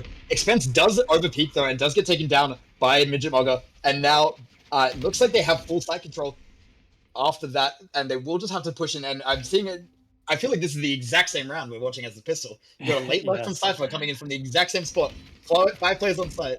It's just insane. But Enzo does pick up the first and Goku does pick up the second, which means this is going a little better for them, and in fact a lot better for them with 3 players going down. This backstab needs to be everything. Takes down the Clove, but she will use the res. Can you make anything happen? Doesn't look like it. Bambi able to take him down as well, and looks like Griffith will be able to secure their second round and bring us closer to that tie game. Beautifully played by them there. Yeah, it was looking like the same as the previous round. It wasn't looking good for them, but they did manage to hit some excellent shots and bring that back. what should we look to see from these next couple of rounds? Obviously, this is becoming more of a closer round, so that gun difference will slowly be closing as time goes along. How should they play this in order to try and just continue with this momentum that they're starting to create here, so that Griffith doesn't fall behind again? Yeah, I think Griffith are kind of getting punished for leaving Clove on A. Like, the C site is really, really free, and they've been conceding site really quickly because they just can't get the smokes out. Like, they just don't have the range. But yeah, I mean, and you see here again, they get a free site here. Yeah. You see the jet dash comes out. They do have the gun disadvantage on the side of UQ, so I don't mind playing this a bit slower, knowing that you have those advantages. But like, for example, now you've got the jet close with the shorty. I'm not sure that's going to be an advantageous position, but Enzo able to pick up one with the ulti, and actually the cypher goes right past. They're not going to have cleared that, and now I believe the jet, just doesn't quite take him down. 1 HP left, but only with 2 players. Oh, the classic and a sheriff. This round is over. yeah, I think they did well to get bombed down, to be honest. Yeah, in that I don't know situation. what their plan was on B there. Then I don't think a single person even really near the site until they were already on there. But Yeah, I mean, when you get given that sort of space on B and you have things like the shorty and the classic, like that short range is what you want, but it just ends up not working out. I think the flashes for Phoenix were good. I couldn't catch what happened on the right of site, but it looked like that sort of caved in pretty quickly as well. yeah, and I don't think they were able to take enough space, and then so they were all kind of boxed in on site, and then just the crossfire from both links just absolutely eviscerated them. But like you said, good that they got the bomb down. You can see with Midget buying down to 0, that did actually help them out a bit. This operator on long is going to be a very powerful force to deal with, but Gosu might be more powerful as he takes down Bucket. Barrier forehead going down as well.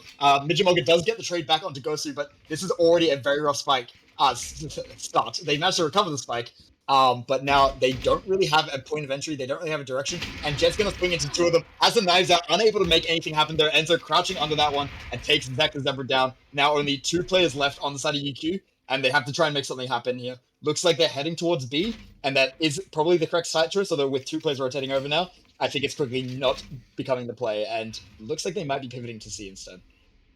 Yeah, I a think complete C's reversal of probably what the play. happened earlier. The 2v4 going in Griffith's corner this time.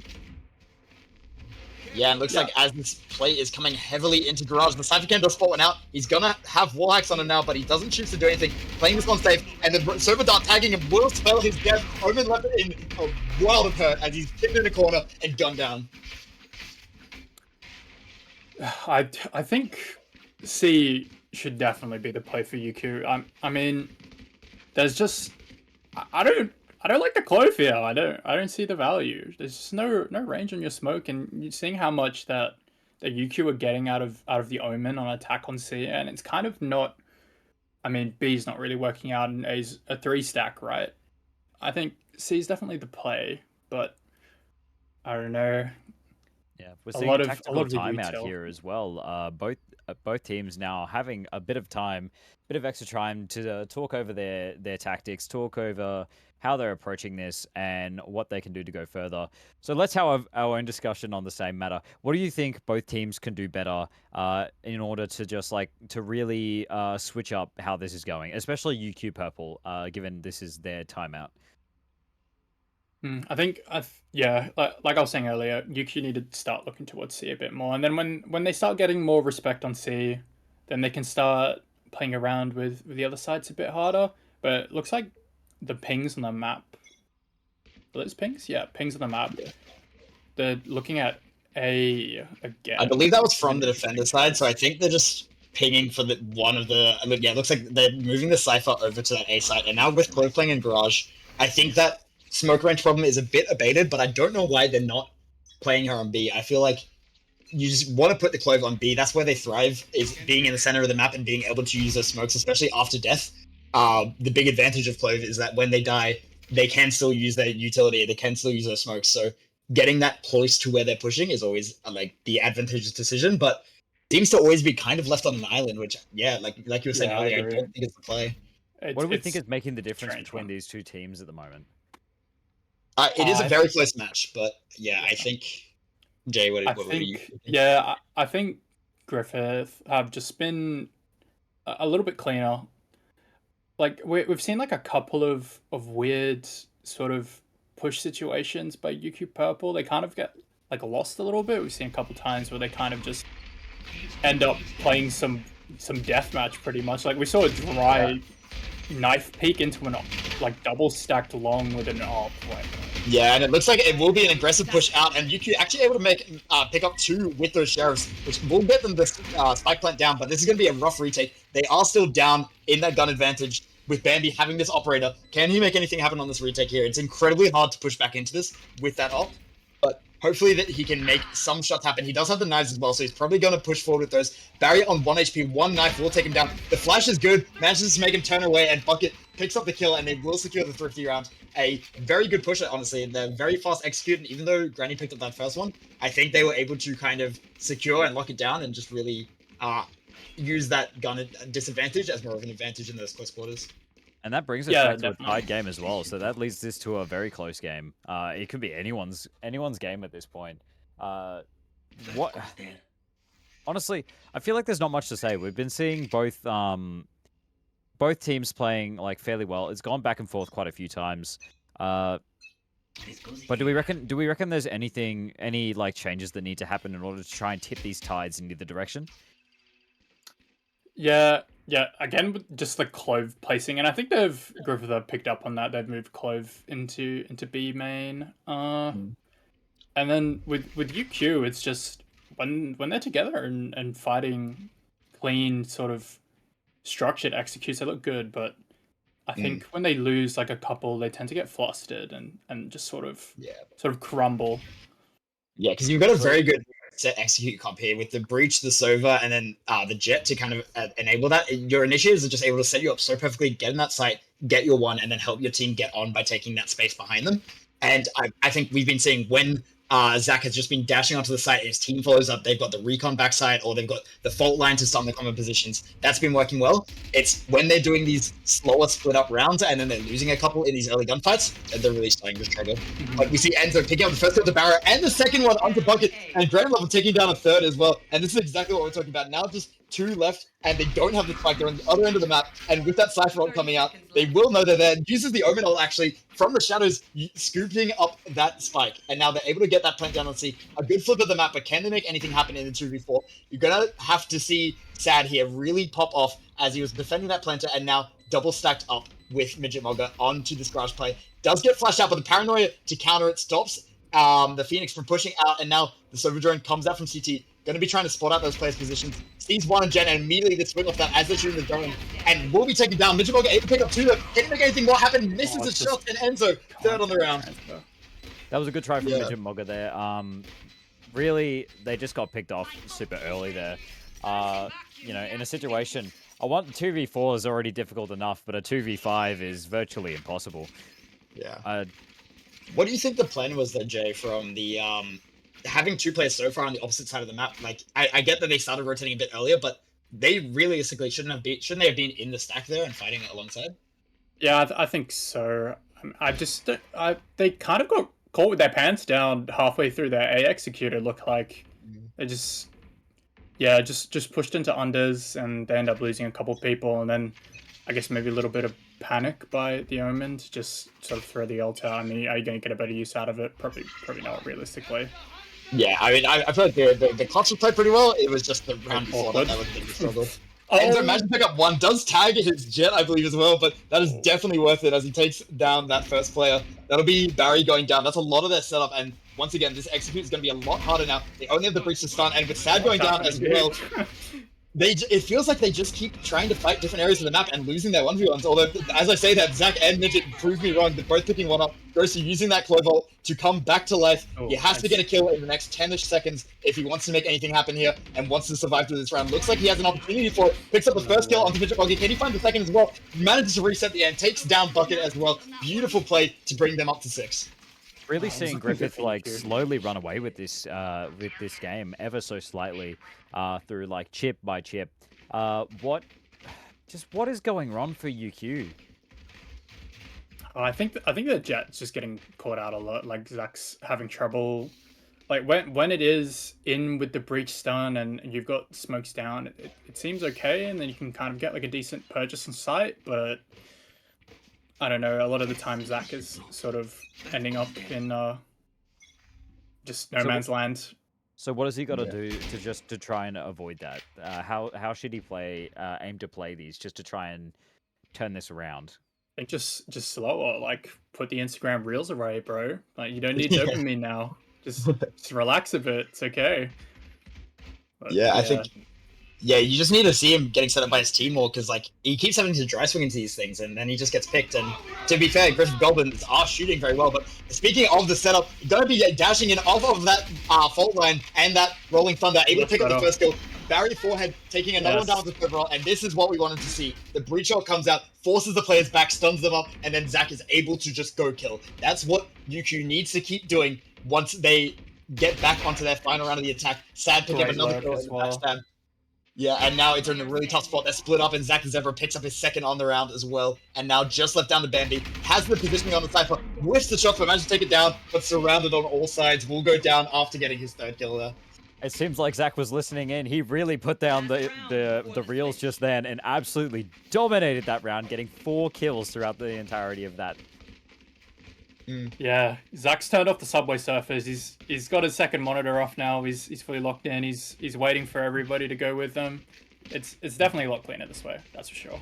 Yeah, definitely. And we saw throughout all of that, the moment that they made that switch, it immediately started going better for them.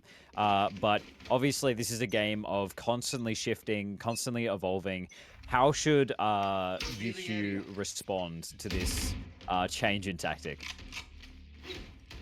I think they just need to keep doing exactly what they were doing there, and you see they're pushing up now together, and once again enabling Zach a bit more. I want to see more utility here, at least someone to swing with him. Once again, taking the fight, but this time he at least takes Bambi down, and that's going to be a good pickup. But you see, in that exact same situation, if he loses that 1v1 gunfight, completely dry, he has no utility or anything to help him, then this round looks a lot different. But last round of the half, you're going to see the remainder of these ults coming out. Knives have been popped for Zach now, and he's going to try and go on a tear, but he needs to try and stick with his team. He needs to play together. Spotted out on the side of the camera, is going to get onto site with the rest of the crew. And you see a very deep Cypher look yet again. This seems to be their default C execute, is having the Cypher the other end of the map, but he's playing very slow. It feels like with this drone coming out, they're going to start scaling forward. And yeah, now you see him running towards that back flank. Will Barry also be able to make anything happen with his garage backstab? He hears the player drop. Does he know there's a second? He hears it as well. So now he's going to know he can push this one out. But I think he was too slow. First player gets picked up, but Barry and Midget able to trade those ones back. Midget with the second kill in the round, and he's been playing on fire. And I think we're going to see our customary Cypher lurk kill. I think we've seen at the end of every single one of these rounds. Cypher comes in, picks up the last kill. I feel like he's playing too slow on those executes. I feel like he needs to get there faster. His team would have lost the round if... Like, they had already won the round anyway. I feel like he's not providing any impact by doing that. And we're right back here again. Exactly the same place we were just moments before. Back in the tie for 6-for-6. Leaving us in a very tight match. This is a high-intensity match where everything is on the line. Just like any misstep here could lead either one of these teams just to like getting eliminated throughout this entire tournament. So really is just a high-stakes game. But yeah, going into this round, right? What should we expect? More of the same. More of the same. Cringe post plans, running around. Oh my god. We've seen this, dude. Why are we rotating 4 times around? It looks like they're not planning on rotating. They're already out on C. Are the Griffith Goblins now starting on their attack side? They're going to be able to get this bomb plant down, and we're seeing a very similar situation. However, Griffith aren't running this breach, so they're going to have to use this Phoenix to try and emulate that instead. But it means that they should have an easier time on the side of UQ getting back into the site because they don't have to deal with the fault line, the aftershock, the flashes through the wall. But for now, it looks like they're just taking their time. I'm not sure what the plan is here. They might be waiting for refreshable util, but for now, they're just going down the clock. Yeah, there comes out the Omen smoke. They're going to start making an effort now, trying to find that tripwire, but also swings out while reloading and takes damage for it as a mistake. Looks like he might be able to make something happen in Garage here, but Expense picks up the first kill, and Enzo trading back 2. It feels like he's good for 2 on all of these rounds. Very Forehead, though, trading it back, proving that he is the better Cypher, but Enzo takes him down, picking up 3 on the round, and this really has felt kind of like the battle of the Cyphers and the Jets, the Sovers and the Jets. Yeah, we saw an aggressive play at the very beginning of that round there. They kind of just threw them down one. Do we feel like that was the right play to be made there, or do we feel like playing slower would have been a better option? My brain's been melted. I can barely recall what happened last round. All I remember is seeing Phoenix being stunned. I don't know what it is. I don't think they're getting good value out of Phoenix. I haven't been liking it. Yeah, I feel talked like it up at the you're seeing start, the but difference. Yeah, the yeah, difference like- with that breach util, that execute was so much harder for the side of UQ trying to sorry, for the side of Griffin trying to push in without that breach and slow down that push without the breach. And yeah, I mean, immediately the exact same play going down. They're going to plant on C yet again, and let's see if UQ can adapt at all. Although it is going to be difficult with this gun disadvantage. 2 Spectre, a Stinger, and 3 Sheriffs. It is a light buy, so there is a chance in this round. And you're going to see the Jet Dash out immediately coming from Zach. Going to try to make something happen, but sprays in the smoke and gets taken down. And that's just a clean round. Only Omen left alive, and he's going to be on an absolute island. Picks up the shorty. Let's see if he can get any conciliatory frags, but no. Ground level picking up his 3rd on the round as well. Unfortunately, he did try to make that attempt at the end there just to get at least 1 pick before he goes down. Unfortunately, it just didn't go well for him, especially with that flank that he just didn't expect to get shot in the back. Yeah. Honestly, what went wrong there? That was it seemed like a very quick, set of deaths there. Just what went wrong? What did they do wrong? I mean, they got no guns. Yeah. Obviously, gun advantage isn't going to be good, given that situation. I mean, once you can see sight, and then you also have the gun disadvantage, and you're not really none of these fights are fightable for them when they've got nothing but classics, right? Yeah. And this is the round where we're going to have to see if UQ can put up as good of a performance on defense as they did on offense. They've got the rifles now. You're praying that at least 3 of your teammates stay alive here because you don't want to be conceding those weapons. And you don't want to be having to rebuy into the next round. So we're going to see here as they push up into mid. They're going to be taking the early fight against Bucket. Both players able to duck away without taking any damage. And now the execute looks like it's coming through. Dash comes out into the cloud burst. He's surrounded by smoke. He can't see a thing, but he manages to push out, ends up picking up the first kill. That's a very bad start. They managed to get the site and pick one off. But can they get the plant down? The Molly will take his own teammate very low, but he swings out. Zach able to trade that one back though and take down the planet as well right before the spike went down. They are in a very tough spot here, but they're just trying to get damage down, and that's the 3 kills they're looking for. Can they get any more? Sad able to pick up 1, and it's actually down to a 1v1. Cypher v Cypher, they both have weapons. Can either play win this out? They're both so low. As well. It's one bullet will end either of their lives, and you see the camera coming out that he's gonna have intel when he tries to swing in, but he has to make the move. He has to try and get the spike. This on the side of UQ, Sad can just hold this. He can just wait for the round to end. The Clove after the smoke coming out, actually getting very big value in this round. He's gonna wrap around for the spike. Does he see it coming? No, he doesn't. Have the knife out, trying to get there faster, but doesn't click in time. And Sad able to take that one, but that was a rough round. They lost everything. They have 1 Phantom, no armor left after that. Still, regardless, though, they did manage to bring that slightly back. It would have been absolutely awful for them if they had lost that as well. Being down 9-6 would not have been a very favorable situation. So on the plus side, they did manage to bring it back to from 8 to 7 rounds. So that'll be at least a positive to take away from this. How should they look to play this over the next couple of rounds? I mean, look at the buy. It's so rough. 2 Buckies, 2 classics, and a Phantom. When you're in that kind of a situation, just what do you do? I have an important question. Yeah. How have we allowed this Omen to have that name? Surely that's not allowed. Interesting names, especially on this UQ team. But yeah, listen, it just happens. You just gotta go with it. I mean, already cast once is questionable, but the Bucky comes out and manages to pick up the first kill, but ground level will trade this back, and they have managed to make it on site where these Buckies will be a little more effective. See if Bucket is able to recover a rifle as well. Looks like he is not, because the kill managed to die, I think, just past the smoke. So yeah, you can see it deep on side there. He won't be able to pick up that rifle, so he's still down to the classic. But if they can push in with these Buckies and try and make something happen, we could potentially see this round flip back over, but it's not looking likely. Yeah, we're really just seeing both teams kind of just playing slow here, neither one wanting to lose someone first. Yeah, for sure. And you're seeing these low health players, they tagged up by the camera, and this should be a slaughter, but Sad does trade one back, managing to pick up at least 1, and a second one actually. They're out of time, but they did do a lot of damage here. Only Enzo seeming to survive, and I think he's going to go down to the spike, even if he does get this kill. He does. I don't think he can make it in time, so that will be at least a very good eco. Manages to get out, actually.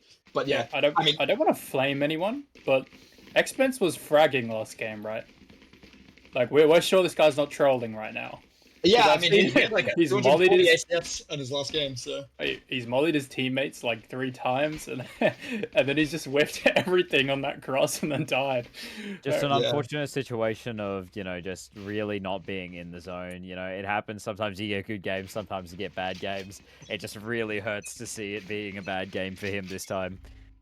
yeah. I And I hope he think the doesn't problem gamble. with the Phoenix here, yeah, and the problem with the Phoenix is they're playing it like a breach, but it also doesn't really attribute that safety. Unfortunately, getting off the line a little too quick, and that shot goes to Narnia. But it looks like they're fully just going to stack onto C and rush this one out. And now that both teams have full guns, this is going to be probably the most even round in terms of firepower we've seen so far. Will the And we can Phoenix see- get value? Let's see. He manages to walk into the tripwire, so at least he clears that, but not much else happening. And I think that ult is about to go down. The heavy spray coming through into Garage will knock Omen down quite low, but he has the sniper to back him up now. And I think backing out was probably the best option that he could have made there. Just staying in that choke would not have done him well. yeah, but you're seeing a very heavy fall back. You've got one player wrapping around to Garage, and then 2 in long, and only 2 on site. And with ground level going down, especially with this operator on the table, it's going to be a very tricky spot to play from behind. But Zebra has been sniped. yeah, and that honestly, it feels like they just killed them before they even managed to get the push off. What is this gunfight? Barry managed to pick up one. He needs the ace to win this, but he's already out of time. The molly comes down, and Expense. Hey, Phoenix value. Phoenix has gotten value. I just would like to point out that what's been done with Phoenix ult in that round could have been achieved by a single Skydog, but it's okay. Hey, listen, sometimes you want to use it as an ult. And here we go. We got another timeout activating here. Definitely needed in this situation here. We're actually seeing it from Griffith Goblins this time, though. That's really interesting. Why do we think that Griffith is calling the timeout here? Obviously, Griffith is in the advantage. Do we really think this timeout's needed? It's probably mental, just to slow maybe. down the pace. Yeah, I think, after especially that very hectic round, comms probably got a little choppy there and probably got way too hectic. And this is just we won the round. It wasn't clean. We almost lost everyone. Let's just take a moment to settle down and kind of reset and then get back to those fundamentals. This is a big swing round as well. Like, if Griffith close out this round, they're pretty much looking economy-wise, just walk away with the game. I think this is like a big one for UQ Purple. If they get back into this round, they probably have a fighting chance still. I mean, they still got money for next round, but yeah, they just don't really have margin for error. And then if Griffith get like a good sort of execute here, it kind of the nail in the coffin for UQ, I think. And obviously, Yeah. Griffith is desperately looking to try it. Or was that UQ that was desperately looking to try and take this game? Just because if they don't, they're not in a good position to continue going in this competition. UQ who will be executed publicly if they lose this game. UQ really needing to to take their time, make sure that they don't make mistakes here, so they're not publicly executed after this game is over. So Yeah, it's really going to be brutal. We're going to let the Griffith players do it.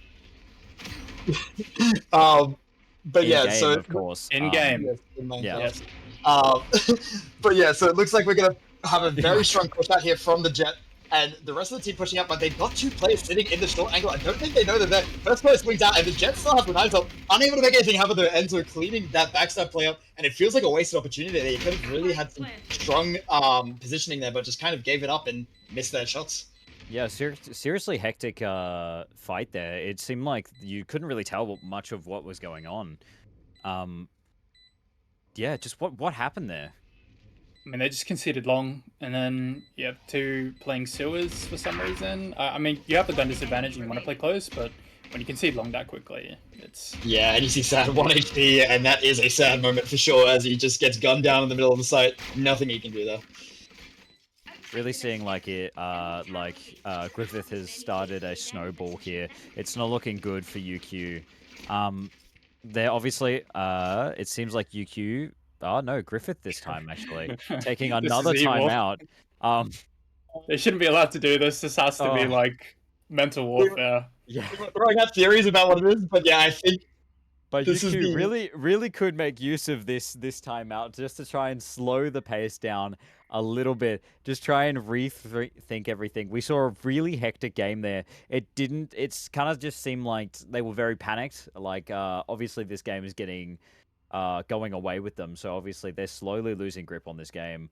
I just think they really need the time just to reset mentally to try and approach this next Yeah. To fight. be honest, I think this is just a uni rivalry. They want to make it hurt. They want to drag this game out and make the UQ players sit at this loss because it's looking rough, and there's really no other reason they'd be calling a timeout here 2 rounds in a row. I Yet feel like it's so incredibly evil and so incredibly cruel. apparently we heard from Enzo that apparently he's currently looking up TikTok server lineups. So I think that's actually a very valuable use of their time. So Yeah, you know what? yeah, I mean I'm expecting to see some crazy darts coming out here from him. Listen, last minute research is still research, so any research is good research. Yeah, we're just really hoping that Zach didn't get the subway service back out. That was a very long minute, so maybe, and it looks like he No, might he have, but he has. just He swings that definitely into has. main. Zach might have pulled out the subway surfers again, unfortunately. And he goes really down as unfortunate- another player. Really and that's unfortunate brutal. 2 picks early on. Another pick. Barry trying his hardest to try and pull this one back. He's managed to push into, I believe, A link, and then both his teammates are in the C link. They do have that pinch going, but also there is a Clove playing deep into grass. Gosu going to have a pretty good backstab here if they try and make any kind of garage play. Otherwise, he can rotate through and be that last line of defense. But for now, it looks like they're just trying to shape up, wait for this Phoenix wall to go down, wait for the smokes, and then try and push into this one together. But it looks like Gosu's going hunting instead, and Enzo picking up the first one. Gosu try and go for the knife. It doesn't look like he can, and Bucket makes it out of the way. We're really just like, we're seeing UQ really just like struggle in these last 3 rounds. Do you think it's just like panic that's trying to just set in, knowing that if they do lose this, they will lose their chance at continuing in this competition? Yeah, I think there could be a variety of factors. I think on the one hand, it's a cross-uni rivalry. I'm not sure how much they care about it, but I don't know, a lot of people in the chat seem to, and it might be playing on them. It's also just a bit of a tilting game, especially with these type of people. Gosu's he's just having a good time at this point. I'm pretty sure their economy is just really solid. On top of that, I think UQ's defense just hasn't been as strong. You saw they had good executes, and that's how they were winning. But really, their gunfights weren't as good. And now you're saying the only round they won was the round where Griffith were coming in with Buckies and Guardians to their full rifles. And other than that, this has been a clean sweep on the second half with 1 round left potentially as Griffith are on match point. Okay. I mean, we're hoping to see some kind of rally back from YouTube, but it's looking rough, and I'm not sure what that Cypher trip is. I guess to stop the jet dash. But yeah.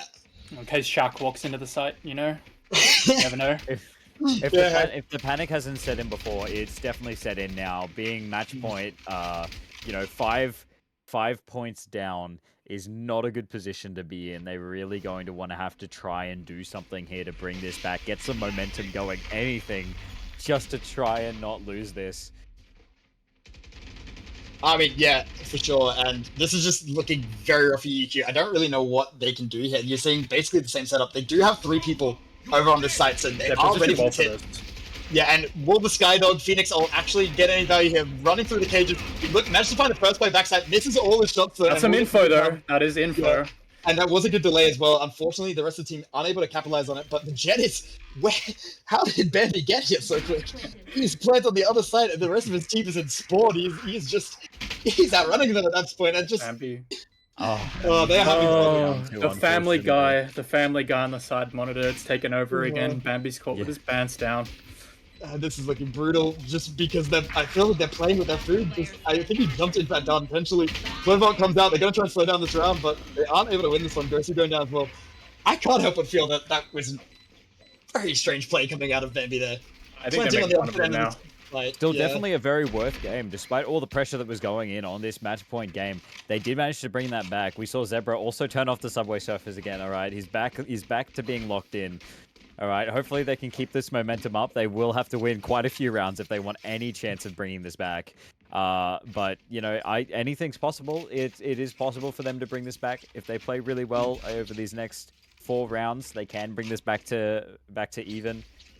It's just a matter of whether or not they're able to keep that mental and make sure that they're making the Do we plays that have they need to. do we have first death stats? Like, how many times has Zach the Zebra died first? We won't be able to see for this map, but I can check the previous time they played and take a look at that for you. I believe it wasn't too high.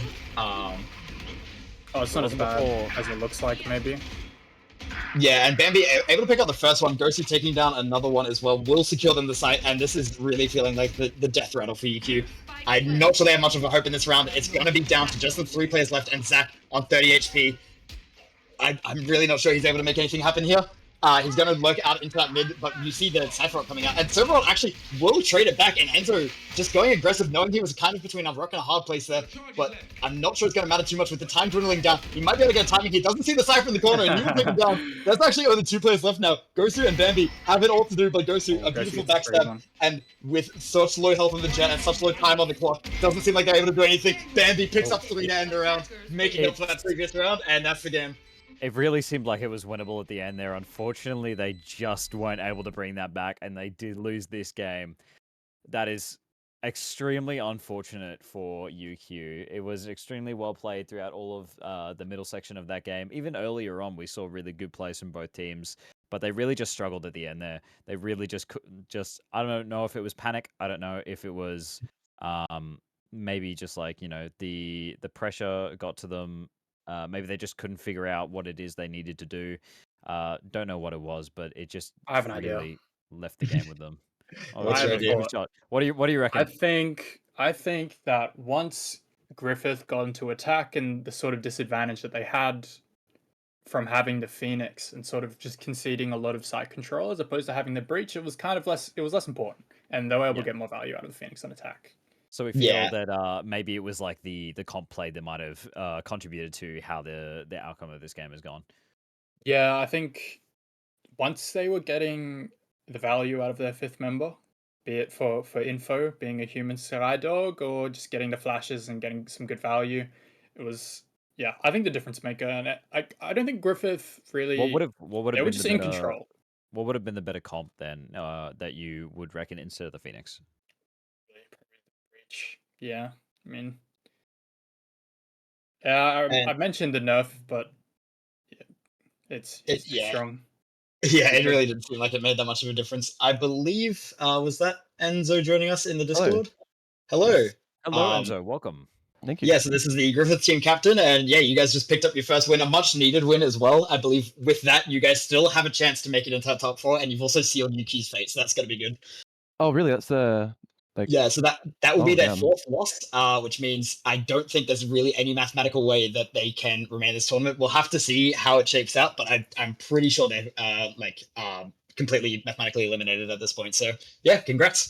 Thank you. Yeah, no, we really needed that win. I feel like previous games we were just quite uncomfortable. We haven't played that much together. We've had 2 subs for our games because a few people have just like had some last minute unavailabilities and stuff. So it's been a bit all over the place with roles and comfort picks, but we're really happy with how we played on Haven. I'm not gonna lie. That was yeah, and you guys were looking solid. It was a bit shaky early on, but that defense side, you just absolutely slaughtered them. It really just didn't feel that close towards the end. I think you guys only dropped the bonus round. I think that was literally it. Yeah, Haven's a notoriously attacker-sided map if you play it kind of slow. So I think when we were like even on the half, we were quite happy with it on defense, even if it looks a bit scary. Yeah, we were pretty confident the whole way through. From your perspective, what do you think changed throughout the second half of that game? I think mostly like on defense, we were not really getting too much map presence. Hold on, I'm getting yelled at by someone else in my room. Oh, my teammate wants a drag to join in the interview, he said. Can you please drag Bambi in? Yeah, I think we can. Thank you so much. Leave it up to production to hopefully get him in there. And actually, hopefully, if we can get both of you in here. What was going on with those timeouts at the end of the round? And oh my god! Oh my fuck! Oh. I would like to disclose that I had absolutely nothing to do with that. That was my teammate's decision, and I just went with it. Yeah, I heard that Enzo was looking up TikTok lineups in the second. Yeah, the things that comes out of Bambi's mouth, I do not associate with. Oh my god! I'm late. I I'm have here. all the important tech in my head already. I'm all good, guys. So the duelist player called in had a called in sick today, so I'm just figuring it out as I go. Holy fair. fuck. I've got to ask, the second last round of that game, Bambi, you went to the opposite side of the Yeah, map. so I thought it was going to be a great. great. So let me break it down for you. So I came up with a brilliant idea. We haven't faked all game, so I thought it would be ingenious if we had 4 players run up C and I could walk onto A and plant the bomb. But fucking Enzo thought C meant A and darted A long, and that's why it didn't work, even though no one was there. You don't think it had anything to do with willingly getting scanned by that server dot? No. I was You're not not. You're told wrong. this information. Bambi, what the fuck, man? Yeah, no, that was the one round he IGL'd. I just want to have you know that. Okay, yeah, fair. But yeah, so yeah, congrats for the win, guys. And Thank you, yeah, so man. you guys are jumping straight into your next match after about a 5-10 minute break, I believe. And Nice. yeah, so you guys playing against Apes. Do you reckon you can sweep both uni teams, or how you Do you feeling? think I got time for a comp? Yeah, I reckon. I'm Um, kidding. Please do not kill comp. I think against Apes, we'll have a decent chance. I know how they play, so it'll be a Decent bit chance, bro. I easier. think we've got a good chance, bro. But They fucking suck. like I said, we have 2 Oh, subs big on our words. team, so I'm we'll see how sorry. we go. We'll see how we go. But Yeah, high what do you high think? hopes. What do High you hopes. think from that game? If you had to have like at least one thing to take away from that game, what would you take away from it? Let everyone play their comfort picks. Don't let me IGL. Fair, Also fair. very fair. Compared to our previous games, I should say. Yeah, so I believe we're throwing to a break now. We will be back at 9:30 for the next match, so stay tuned. And please, Bambi, do not kill comp. You guys will have to forfeit if you don't have 5. So up to you if you want to lose to QT, which is obviously the best uni. Yeah. And No bias, no bias. no, No that's bias. all. No. Yeah. And We have this no segment was affiliation with QT. true. This segment was sponsored by SeatGeek. All right, peace out, guys. All right, cheers, guys. We'll put on a show for you. Yeah, I'm looking forward to it. Cheers. Much Enjoy your appreciated. game. Thank you. Thank Yeah. you. And so yeah, I believe we will be throwing to a break very shortly. Come on, production team. Yeah, So cool. yeah.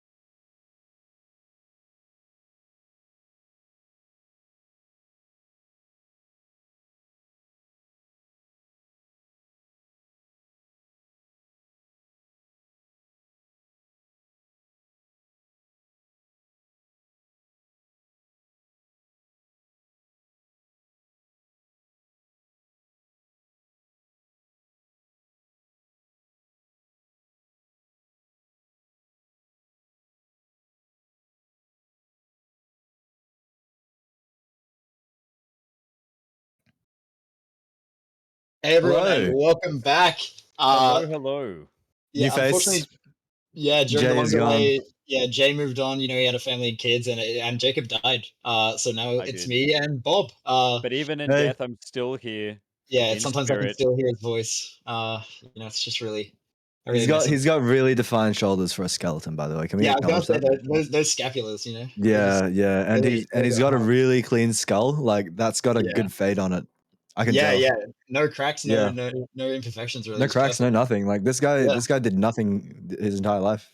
It's Yeah. just clean skeleton. Very Just a very nice. sheltered guy. Yeah. Anyway, we will be getting into our next match, which will be Griffith Goblins versus Apes. Yeah.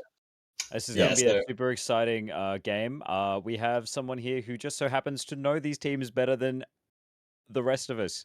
So please explain to us, what are we planning on seeing throughout this game? So these two teams regularly scrim offline as well. So we do get quite a bit of competition between the two teams. And Apes is actually quite a strong team normally, but we've got two subs for the Apes team tonight because one of them had their internet cut off, and the other one decided to play for another team in this tournament, which is why you see Respawn Tour on a Better Than You. Interesting. So tonight we've got two subs playing in for Apes, and I think there's also a sub or two for Griffith as well. So I think the games that we normally see from scrims, at least for me, is going to be quite different on production today. I believe this is going to be it'll be slow rolling from the start, I believe, from the attackers tonight, but it'll obviously kick in the moment Shifty starts entering and this team synergy starts building up.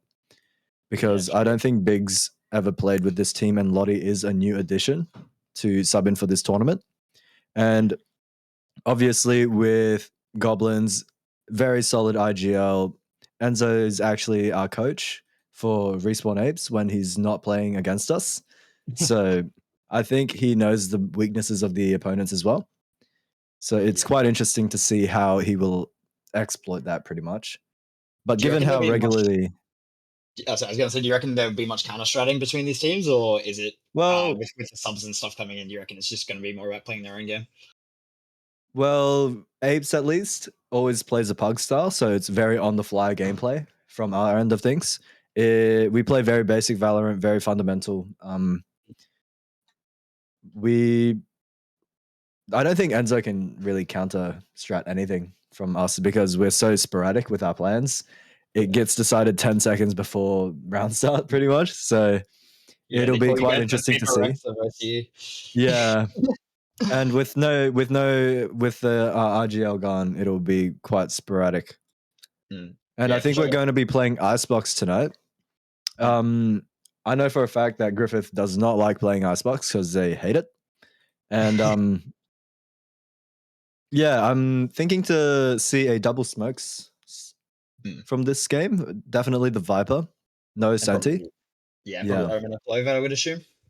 So what are the characteristics of Icebox? Obviously, we've got a wide array of like different playstyles per map. Yeah. What are the characteristics of Icebox, and how should attackers and defenders go about playing on it? I think definitely the biggest part of Icebox is mid, because that mid space is very valuable to hold on to, especially for flanks and whatnot. And the goal for defenders is to play plant deny. And this is Icebox theory played out for many years. You'll see the Viper molly, the KO molly, the Sovus, darts, whatnot. And you'll even have Killjoy mollies on Spike nowadays. So Icebox on the attackers side of things, it's such a slow rolling map that some teams really don't need a duelist on it. And what teams end up playing is double smokes, double initiator. Yeah. And a lot of the time you will see either the Gecko or the Sage kind of taking that spot. Yeah, definitely. Get more aggressive. And kind of get in there while also providing a lot more utility, especially given how heavy this post-plant meta is. So are you expecting, having seen these teams before, are you expecting pretty mirrored comps? Obviously they have subs in, so their comps might change a little, but... Definitely not mirrored comps tonight. Lottie is a very big field player, and I think they are catering towards her comfort. So I don't think we'll see a mirror comp at least. Yeah. So, Do but we think that that'll work in their favor, or do we think that they might work a bit against them, given the fact that maybe they might not be running as solid as a comp on the map? the nature of the respawn team, at least, is quite flexible in its team composition, and they always go towards their comfort picks. That is always the number one priority. The creature feature, I'm not sure if that game was on production or not, but he was playing ISO on Lotus when the team was begging for another initiator, and they won that game. So very, very, very lenient on the team compositions, at least. I don't think they really choose anything until the agent select screen comes up and there's only 5 seconds left on the counter. So Yeah. it is a very, like, watching their scrims is a bit scary, definitely. It's like, what the hell are you guys doing? Can you guys just Yeah. pick something solid? But this will definitely be a very interesting game. In terms of comp, I'm pretty sure we can expect a smoke roll, either the Omen or Clo from Lottie. And that's Enzo is most likely going to play the Sova with. That's probably the only thing that I could probably put down as absolutes. Respawn Shifty and Bambi playing the duelist role, Corpsey playing Initiator. Quite familiar. Creature features very flexible in terms of role, but he tends to lean towards that Initiator and duelist role. He doesn't really like lurking. He doesn't really do the slow roll sort of side of Valorant. So he's quite comfortable just sending it through. He's very mechanically sound. He's very comfortable on that 1v1 when it comes to a swing. So I think, yeah, we're definitely going to see a close game, I think, at least. So it should be quite a good game. Yeah. And assuming our standings are updated, basically the stakes coming into this match, Apes has only played one map, I believe, unless they have played a second match in the time we've been playing today. And they managed to win that one. So they're in already a pretty comfortable spot. I believe their win was against Better Than You, I want to say. So yeah, so coming into this game, obviously looking to pick up that win. If you can secure those early two first wins, they're going to be in a very solid spot to go through the rest of this gauntlet, especially with teams like Swing will be Swung looking very strong. Definitely. Yeah. Griffith is in, once again, kind of a do or die game. They've only got 2 matches left, 2 losses, and then obviously the win we just saw previously. So I think they're definitely needing this win here. If they lose this game and they manage to win the next one, they might be able to scrape by, but you really want to be sitting at that 3 wins to really guarantee it. And especially trying to get that higher seeding going into our playoffs. With the games that they've played today, is Griffith has 2 very solid players, which is Enzo and Bambi. Bambi's always fragging around and Enzo's always calling the IGL, so we can expect to see that this game again. There will be a lot of control on the side of Griffith.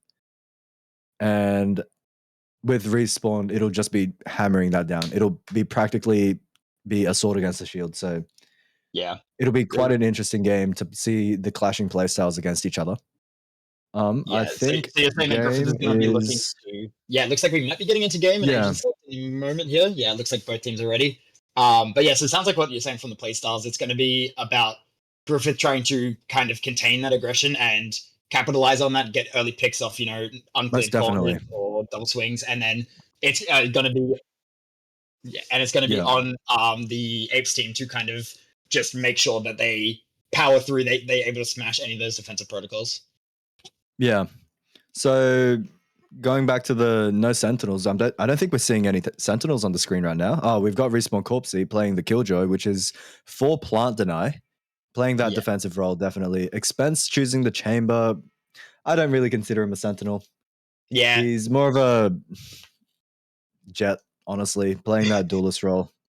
Yeah. And he'll probably be pushing up with the team instead. We're also seeing Bambi on the Jet again. Yeah. This is our second time seeing Bambi on the Jet, so looking forward to seeing how that goes, especially on this map. As you mentioned, you said this map was a very center-focused map. What are the sight lines like? So what are we expecting to see along that lines in terms of this map? So that's a really good question. Not too sure. I think definitely we'll see an A push first, and then B will be the less executed map, at least I think from from the Griffith side, at least. That is generally how it seems to go. Also, I'm Yeah. noticing interesting. You called out the double smokes, but actually both teams running solo Viper. I think. In your opinion, do you reckon that's a bit of a mistake, or do you think there's some kind of plan going into that? Because obviously Viper very committal with her smokes. She throws down the wall, and you can't pick that back up. And the orb, I actually don't think you can pick up the orb anymore. They changed that. Orb pickup got removed. Yeah, definitely. Yeah, so once you commit the smokes, well, they're there for the rest there's of the round. like 2 maps that are acceptable for a solo Viper smokes, and that's Breeze and Icebox. And even if the Viper walls are committed towards that A line, and then they're all holding that B default plant, it is acceptable because it covers enough ground. Yeah. And even if it's really committed to the site, right? You don't really need a smoke to execute onto Icebox, definitely, especially if you're lurking up towards, let's say you've got the Viper wall A, right? And then you're trying to fake A go B. You don't need that smoke up on B side to plant down. It's definitely a very easy map to play without. But we are looking at an A execute right now. Griffith pushing up confidently. We've got a peek from Shifty, no kill, and he's chipped down HP, unfortunately. And it's looking like, they're just going to keep taking the spaces. Viper will slow them down, but they're sending the Silver Drone through, and that'll be the jet dash into backside. Able to maybe pick up one, but Shifty takes him down with a beautiful shot, picks up a second one as well. Big trading onto Enzo. That's the Viper 1v1. One for the spike is down right now as well. Yeah. Shifty for 3 kills. Beautiful Very round good pistol round from him. It's definitely risky buying that Sheriff in the first round. You're not able to pick up any util or any armor there, but I mean, he made it work. That Sheriff was singing, just tearing through 3 of those Griffith players. Definitely, that was a very smooth round as well. What's the takeaway from that round, like in terms of what we saw? What was the good, what was the bad, what was the ugly, what could have been done better? I think definitely that Killjoy bot holding mid there from Boiler definitely held down that mid space and making sure no one crosses. So then Respawn was quite comfortable to shift across and hold this A side. And now we've got Shifty on the Outlaw, his signature weapon when it comes to bonus rounds. And I think the only person who would live it is Expense right now. But lurking up mid right now, generally going all the way through kitchen. Yeah, and this is a very bold play, but it can work very well in this pistol round. It's close quarters, you're able to swing together, and Expense is able to take down the first kill, and that's big going down. That's the Viper, so no more smokes to try and stall at this plant, although looks like it's heading potentially towards B, so I'm not sure those Viper smokes would have mattered anyway. But you see now a bit of a pause in the round as they're just slowly exploring down kitchen. Respawn doing their best to try and contain them, but I'm not sure if they're going to be able to really hold off this full attack. Looks like Lottie does well to pick up the first one.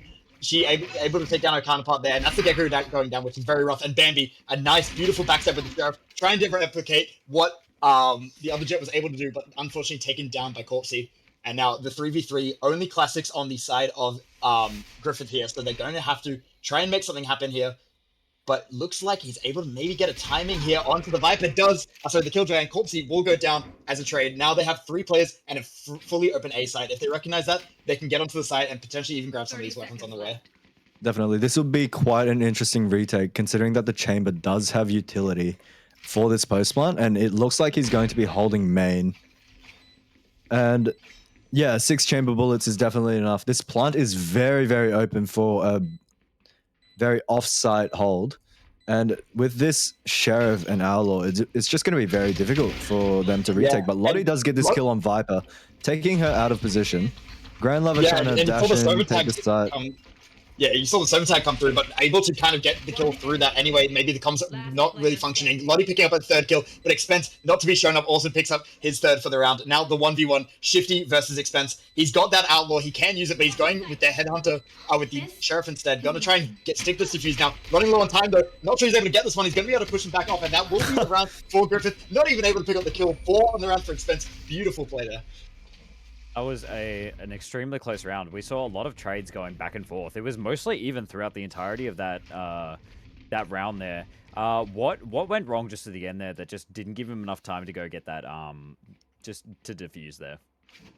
I think Lottie getting picked off there is definitely a very negative. Definitely getting picked off by the chamber there. Once again, going back to the chamber bullets and holding very far back. That's definitely what enabled them to take that site. I think what would have been the best plan was have someone A anchoring. But now we're looking at a full B exec with 2 players on site, essentially, just trying to hold this down. And you This see that Gecko Viper will utility come out, yeah. which means they probably know they're committing to this, and especially with their massive gun advantage, they're probably just going to look to push onto this one. You see the jet dash comes out immediately, and now using this wall as cover to just expand out onto this site. The wall's about to go down, though. Can they win these gunfights? Backing up to yellow, the big hits a nice Marshall one-tap onto the first player. Can he find a second one as well? Spots this over. That is unable to be a full kill, but he will still have the sight line now, which means they have a lot of pressure here. The Viper wall going down yet again means that they're going to have to try and make something happen here, and they're really stuck behind yellow. They're going to have to push out and just take these gunfights, but they're being held on every angle. They do have the gun advantage though, and Enzo making that sing, taking down Lottie, and that's the first kill they needed, but there's backstab coming out from Killjoy as well. We've definitely got a lurk coming up here on Corpsey. I'm not sure if he's able to capitalize on this anytime soon. It'll be quite a while, especially with this retake happening. I think he needs to speed up here and try and get this pick. Yeah, and that's the wingman going down, which And he does not get the... Oh, that's horrible. That was their win condition for the round, definitely. Unfortunately, like a high risk, high reward play. Obviously, he was out of the fight for a lot of that there. So, you know, being out of the fight for that long. And Chamber holding this danger spot is quite an aggressive move. Very risky, but Enzo's holding him as well, so it's not really an issue. The plant has not been down, but... Yeah, looks like it's finally going down, but this Bucky could do immense work here. Enzo on 1 HP. If he gets caught by a single one of those pellets, he is going down. Just playing this aggro, trying to keep space. Misses a shot as well. Yeah, and now the Chamber able to TP back out to yellow, and this is very claustrophobic. With only 2 players up with a Bucky and a Marshall, you're expecting this to go the way of Griffith, but can they make any magic happen? They haven't noted all the players' positions, and just unfortunately not able to line up those shots from Big, and he will go down. That's just leaving the 1 player left. Creature Feature gets taken out by Gozu, and yeah, I mean, it was a close round, but I think the gun disadvantage really just speaks to it. Yeah, definitely quite a difficult round. I think Lottie's usage of the flash there, Gecko flash, should have been used for the retake because she definitely knew they were coming B through the Viper wall. We also saw a long flank at the beginning there. Do we think that that was the proper play? Like that was the only play that they realistically could have done to try and take advantage there, or do we think that maybe there could have been a better play to be made? The luck was definitely a good idea. It would have equalized the playing field for them at least, but right now we're looking at a very aggressive mid push from Chamber. He does not go anywhere with it, so it's all good. Just using that and run there's an alarm bot mid as well now. Yeah, and that is going to force them into a full B hit here, and we'll have to see if Apes are able to hold off this push. Looks like for now they're just playing safe, waiting for this Viper wall. This Gecko should be able to just use Wingman to get the plant down. They're not able to deny it this time, but Big does shut down Bambi. That was the aggressive forward player, and actually able to take down the Wingman as well. That denies the plant, and we're in the exact same situation, except Apes have rifles this time. We'll have to see if they can make anything happen with 3 players sitting on yellow. Swings out, but bad timing from Shifty. Lottie able to trade that one back. And with now the spike down, this is definitely a lot harder to retake for them and get the spike down as well. Yeah, for sure. How do they go about approaching this? Well, they've just got to pick Lottie off here. And then after that, Viper takes up and wins his danger fight. Yeah, and you see, Big able to swing out, Enzo does not win that. Expense takes out Lottie though. Yeah. And I mean, this is looking even more rough now. You've only got 2 players, and you have managed to recover that spike though. And I wonder if they're going to go back to A or just try and cut noise and re-hit this late. I do believe Enzo will go for the fake here. He's going to rely on the fact that they're very sporadic with their calls, but getting scanned out here definitely does not help sell it, and they're just going to be stuck on a stalemate here. Yeah, Expense on 1 HP, unable to make anything happen there. Now only 1 player left on the back of yellow. He gets taken down as well. Beautiful round from Big, taking down 4. Yeah, definitely a very solid hold there. With this default orb, it really denies a lot of plant, because any player that walks into it, instant decay. There's really no counterplay to that. And then with the Gecko, trying to plant with Wingman, it doesn't matter, because the KJ Molly from Corp C will always take that down first. Yeah, and I mean, you saw that they used the Molly and the last second shot in, and that's the second round that plant has exactly happened, which I'm wondering if they should try and switch something up here, maybe try and plant closer to danger, or, you know, like maybe try and take snowman control, maybe throw out a different Viper wall. What do you think? Well, I think that was just a matter of mechanics. Like, we see the defense playing here, which is traditional Icebox win condition, which is deny plant. And this is how you meant to play the B side. So coming up here, we've got the same try attempt on the plant. It will be killed down, I believe. No, the plant sticks this time.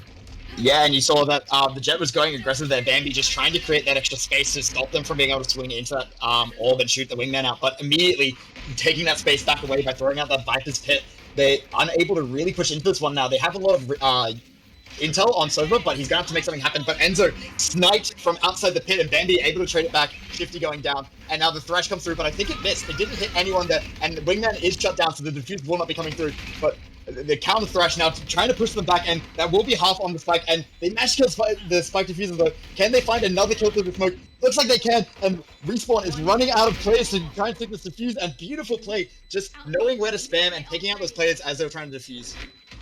Definitely, like, the reason why you play post-deny on Icebox as a defensive player is because trying to defuse in a retake situation is extremely difficult. On those A site, you saw that very open plant on A, which was for the chamber from Zip, and as well as this B site plant. It is very lethal once you get the bomb down, and you just need to, I think Respawn from here on out just needs to combo their utility to deny that plant better. Yeah, for sure. And yeah, I mean, you saw just each player trying to stick that defuse, but they didn't make any kind of aggro play. They didn't try and divert the spam and try and stop that. They were just kind of basically hoping and spraying back, but it wasn't a very effective strategy. Shifty, though, going aggro and taking out Grand Lover, that will be the first pick coming down, and that's the server gone to. Knives missed, but the classic comes out, right clicks, able to clean that one up, but can't get the gun back. Manages to flick for another right click, but not able to take the player down. Expand's getting a very clean kill on Big on that lurk right there. That lurk has practically shut the game down for them. Yeah, but unfortunately, the wingman will go for another plan and just be out in the open. And speaking of out in the open, Gosu taken down as well. It's just down to Expense, misses the shots, and Creature with a 3K on that round. Incredibly fast round. What just happened throughout the rest of that round? What were the plays that were made there that just led to the success? I think that B hit itself was too staggered. One of the things about Icebox is that you explode onto sites, right? So you have to go as a team, stack your utility, and completely flush out its site. Without it, it really doesn't really work. And yeah, it's all about the utility here on Icebox. It's mechanically, there's only one way to go about it, and it's to shoot heads. But yeah, utility is the win condition on this map, definitely. Well, we see that it causes a lot of chaotic fights. How does the utility, like, in what way do you need to use utility in order to win these fights? Well, one of the things is, like, a Gecko Flash here pushes back the team, and they're considering re-hit on A right now.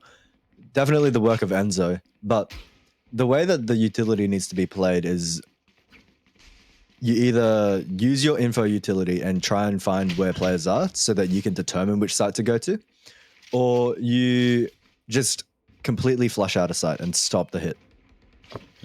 And we do see Lottie getting tagged up there through mid. It looks like now just an aggressive re-hit onto B. They managed to draw player rotations back. You see the Jet and the Viper on the other end of the map, and the rest in kitchen scattered around. They're not able to do anything here, but the server ult might deny the plan. Seems like it's been denied yet again, and this has been very rough for them. Now they don't have the wingman. Unless they can recover that one, they're going to have to commit one of their players to defusing. But Bambi able to take one down. That puts them in the advantage here on this round, and now they just have to find the defuse, try and recover those guns as well. Bambi with another beautiful kill. He is so hard to lock down, and third kill to Big potentially. Yes, manages to correct the aim after the jump, and now Ghosty taking up another kill means it's just Shifty in the corner. Shock Dart's coming out. He's got nothing. They know exactly where he is, and he's just got to push into them. Got a player pushing behind as well. Takes down one, though. Manages to buy himself some You're just space. fully crammed here. Yeah, I don't...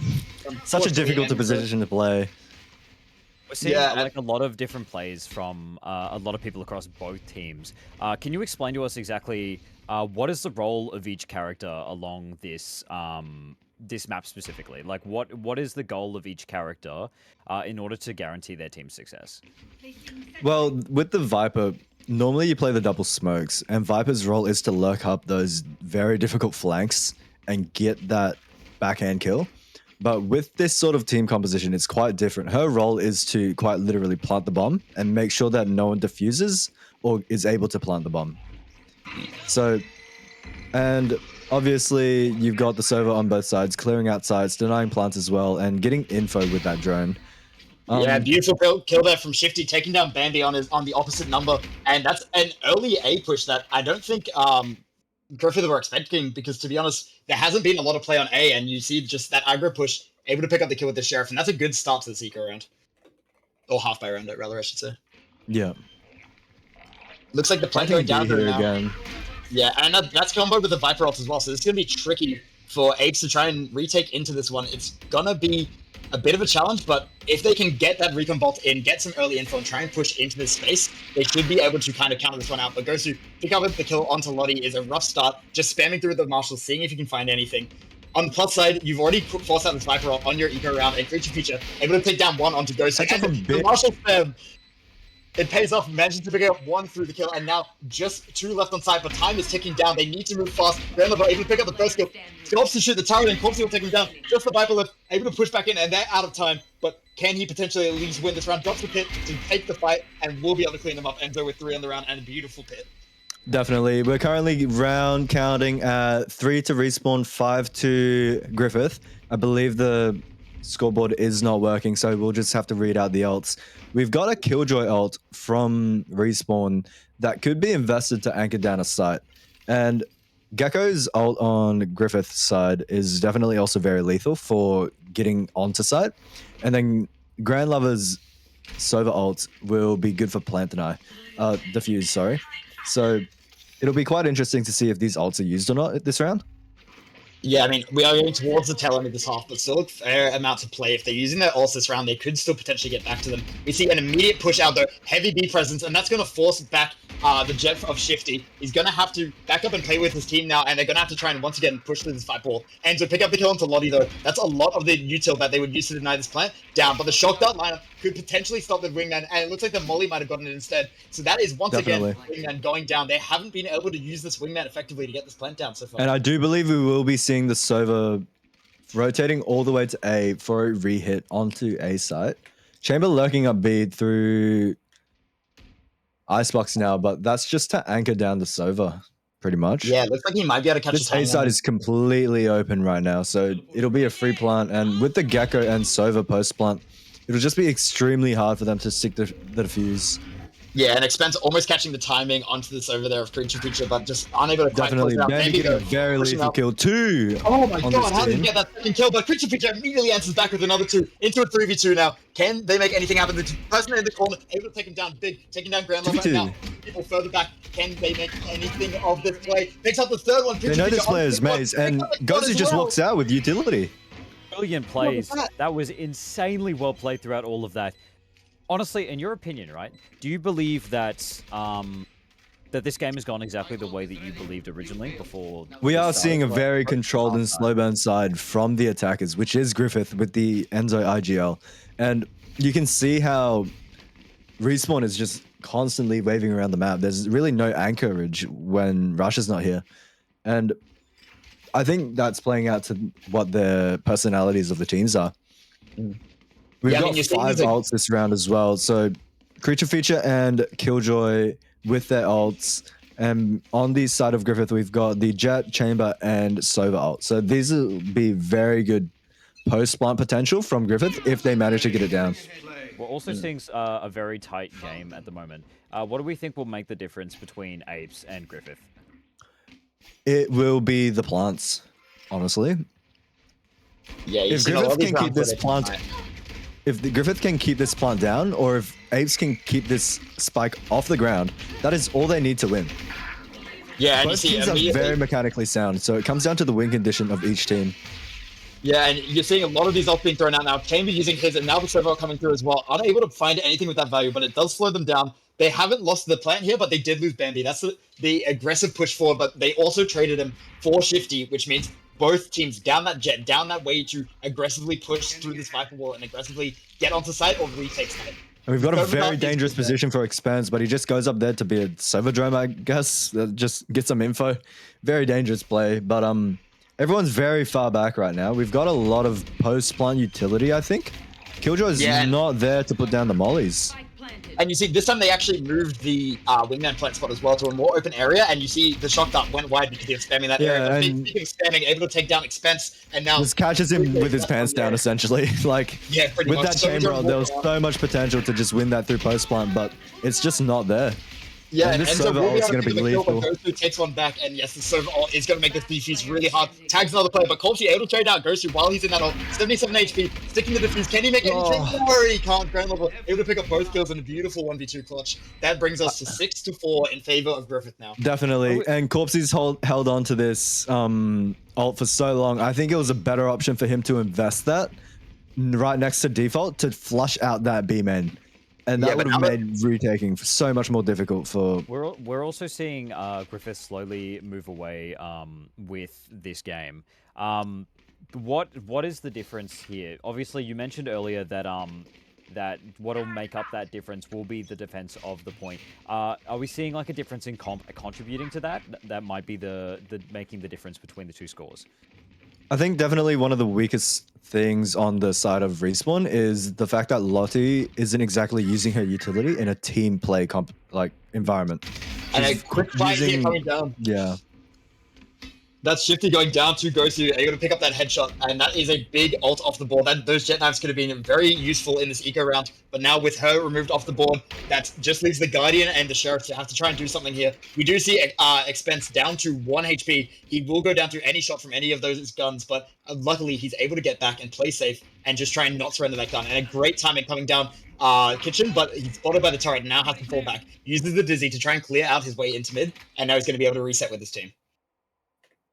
Ghost is up here in mid, trying to get another pick, but he's just running back and clearing it out, making sure that he doesn't get tagged by that Sova dart, making sure that it's 0 value for the defensive team. We're seeing a slower approach here. What should be the next plays that should be made by Apes trying to approach this? I think they should gather through corridor and B and getting that pick off Bambi exactly where I said they should be playing from. And this retake is just now a matter of gunfights, clearing out I believe that is yellow, and then trying to clear out the main as well. That'll be the win condition. And with this lurk coming from Gosu through mid, it'll be very difficult for Respawn to handle. Yeah, and that Killjoy comes down, but this backstab might be able to get rid of it, and we'll have to see. It looks like they're playing around that Gosu able to pick up the first kill onto Creature Feature. They did mention the short lethal lockdown as well, shots. and beautiful play. lethal- Gosu with 4 on the okay. round. They just weren't able to deal with that flank. So where it's these did it go little wrong? differences between these. Yeah. What went wrong for Respawn there is definitely no one watching that flank. The Killjoy turret wasn't faced towards mid to catch the Gecko, right? Yeah. And obviously it's Enzo's IGL is making very good decisions for this team, crawling all the way through to pipes and then backing off and hitting B. A very interesting play there, and it definitely worked in favor for them. What Yeah, and I needs think to it's be a- the adjustment to move forward? Well, with this ult on A, I think it should definitely force all the players to B side, and I think Apes should really watch out for this, right? But Gosu with the Gecko ult can definitely flush us out very easily. And I think that's what the play is right now.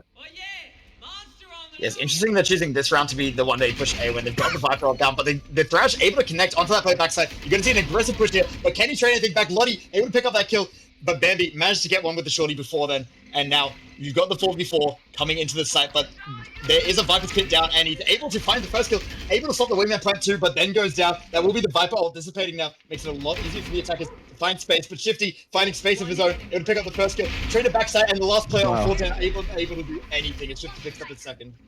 More than anything else, we're seeing like a few entry picks. What obviously should be the entry pick needed to continue forward? Like who should they be looking to eliminate more than anybody else first in order to try and either claim or defend?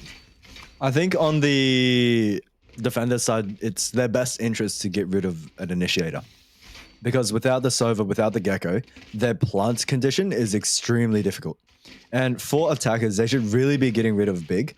He's obviously currently top frag for the Respawn team. And quite frankly, there's only one smoke agent, right? So without smokes, it makes it very, very difficult for anything to happen. And yeah, biggest targets on their back, Gosu and Big in my opinion. Yeah, for sure. And I think coming into this now, this is where we're really going to see the clash of these styles. obviously Griffith playing a slower game. They want to be on defense here. They want to be able to kind of trap and slow it down. Whereas this is the half for Apes to just go aggressive and get kills, and that's exactly what we just saw there with a kill from Shifty onto Gosu. And now they're out, they're pushing aggressively, and that's the initiated down means it's going to be a lot hard to deny this plan. They don't have one of their mollies. They're relying specifically on the Viper to stop this wingman plan. Can they make anything happen? It doesn't look like it with the shots, but Expense managed to recollect his aim, taking down Lottie, but immediately getting traded back by Creature Feature with that Sheriff. Now 3v4. The defenders have to push back onto this one, but they don't have a lot of space. And you can see 2 players on yellow, 2 players on main. They've got so much to clear out here, and the spike has already been ticking. So they've got to move fast here. Ooh, Creature lethal with another shot from beautiful Creature Feature. shot. Yeah, traded back by Bambi though, and now Bambi trying to make something else happen before the dash expires. Can't do anything there, but does pick up another beautiful kill. Has to deal with the Killjoy turret, and now 2v2, but they're running very low on time. They have to make something happen here. The tap forced them to swing, but a beautiful angle from Corpsey, able to pick up 2.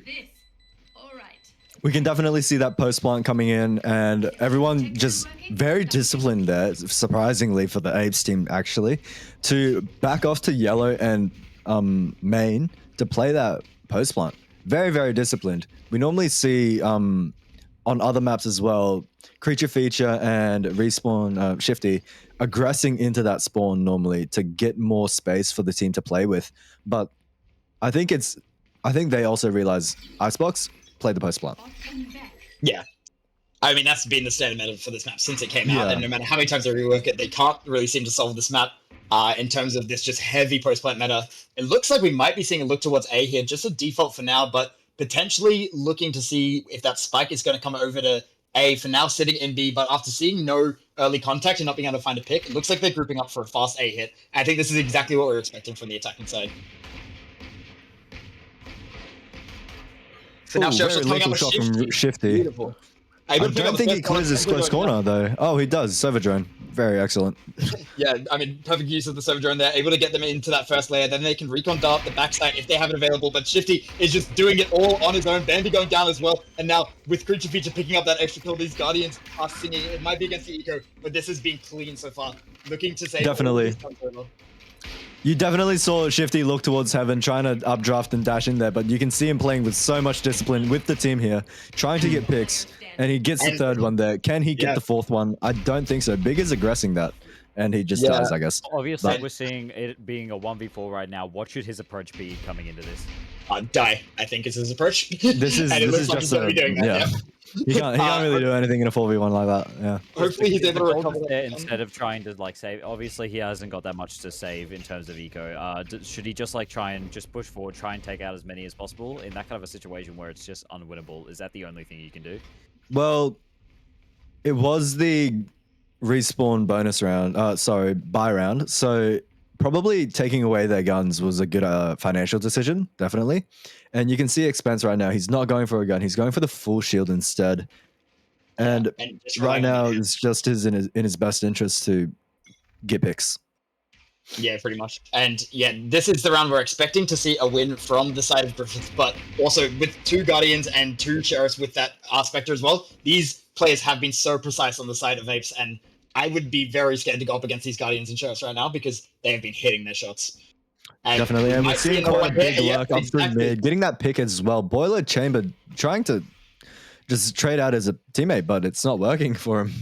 Yeah, exactly, and that's exactly the Guardian singing out once again, able to take that one down, and now they Recon Bot will actually manage to spot out this Gecko. He takes some early damage, and the Dizzy doesn't see anything. Tagged by the drone as well. This is going to be very rough to try and push into. For now, it looks like the Wingman is going to be able to go down and get that plant for free, unless they can make anything happen. You saw this shock dart already expended from the defenders, so not able to use that to cancel it. And definitely, and Lottie playing in a very, very different position right now. I do think she has the advantage and gets the Gecko. Yeah.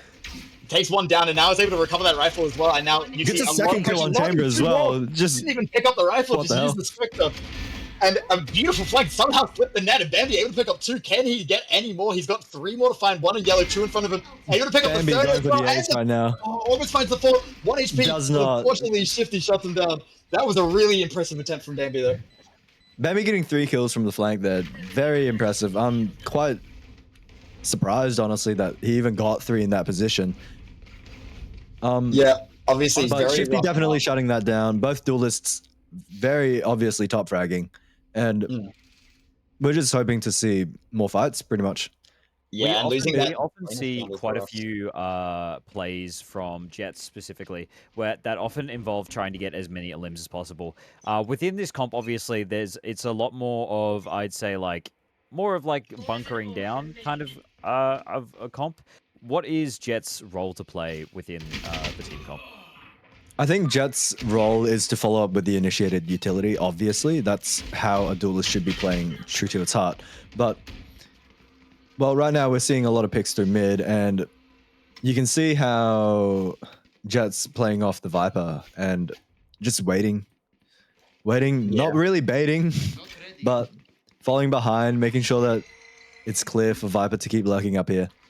Yeah, and this is all going to come down to Gosu. Can he make anything happen? Misses the sheriff shots, gets tagged below and swung up by Kucha Feature. Big picking up the third on the round as well. Just leaves the knives from Bambi, but flanked and a beautiful 4K from Big will also get him a lot closer to his Viper ult. If he can get 3 more of those points, and they've got the pit online, and that's a big ultimate to have. Definitely, and we've got 2 ults coming from... Sorry. We're seeing Apes actually like begin to slowly take this game as well. Before they were down 2, now they're up 2. Where is Griffith going wrong over these past couple of fights? I think Griffith, the issue is holding down the site and denying that plant. Right now, we're getting a lot of lurks through mid, kills through mid, and just generally the spike going down a lot more frequently than Griffith does. So how should they approach this? It should be more of a retake situation if they aren't able to hold the site down. And right now, Respawn Shifty going into yellow, he will be trying to secure the space for Gecko to plant the spike, but we are seeing a backside Viper. Yeah, it's very far away. Obviously. Yeah, it looks like they're just holding it, and now the wall's going to come down, and the spike manages to get planted. Thrash is going to come out to make some early pressure, but gets shut down. Now, the players from Griffith have to try and push it to this Viper wall. They have to start trying to make something happen. All 10 players are alive. This is going to be an absolute bloodbath on the side. As the wall goes down, you see the players peeking yellow, looking for that early fight. Jet v Jet is probably going to be what we're going to see here. Bambi versus Shifty. Can he make anything happen? Expense helping him out. A Big able to take one down on the ground level. That's the server down. Shifty taking out Bambi as well, and all of a sudden, this has gotten a lot harder for Apes. Enter with another beautiful shot, picks up the second as well, unable... We do right now have a lot of post-plant utility as well, but both agents have used up all their util, and there will be no defuse. Yeah, and they had the wingman at the end there, but it was already too late, and just beautiful plays coming out from both. I believe that was Bambi Big and Corpsey, sorry. Yeah, Big and Corpsey, sorry, yeah. Big and Corpsey using their utility for post-plant there. Corpsey putting down that Killjoy Molly definitely saved the day in terms of post-plant. Even if their teammates are dying, it is their job to make sure that the spike does not get defused, no matter what. And Corpsey and Big using their mollies, keeping people off the spike. That is how you win rounds. And right now, it doesn't really matter to them in terms of economy. They can sacrifice that death just to get that round win. We're also seeing Apes slowly take away with this game as well. They're slowly beginning to build momentum. It'll be interesting to see how they play over these next couple of games and how... I think we've got a 5-man Griffith mid right now, and Big is about to peek into that and just die. Aggressive play. And that's rough. That's the Viper down. Like you were saying, the attack really need that Viper to be able to secure that plant. You see, they're actually kind of using their own Viper ult, the enemy team's Viper ult, to pick that, to get that defuse down. But now, just unable to hit the shots. Uncharacteristic misses from Shifty there. Enzo taking him down and goes to pick up a kill onto Creature Feature. Just going straight for the defuse inside of that Viper ult, and the attacking Killjoy ult is just too slow. It's not fast enough to push those players back. I think that was just a matter of, you can see how that group rehit is very scrambly from the Respawn side. They're unable to coordinate a site hold aside from that post-plant condition, which is the mollies, right? And Griffith there just did a very good play of swarming the site at once, making sure, just mechanically diffing people. Bambi's going on top of yellow, getting that kill on Killjoy, very impressive. And that's what it takes to retake a site on Icebox, pretty much.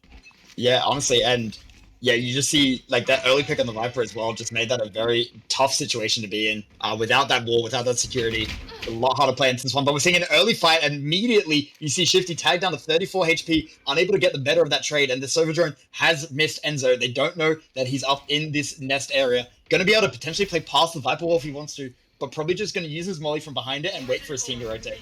You see, Recon Dart comes out as well, doesn't scan anything, and the Dizzy as well. There's a lot of commitment for their intel, and that's stuff that won't be up for quite a while. The wingman is going to go down, and they're just going to use this Viper's pit to secure this plant and then just play inside of it. But once again, you're seeing the spam coming in from Griffith, just able to tag these players down to this Viper ult.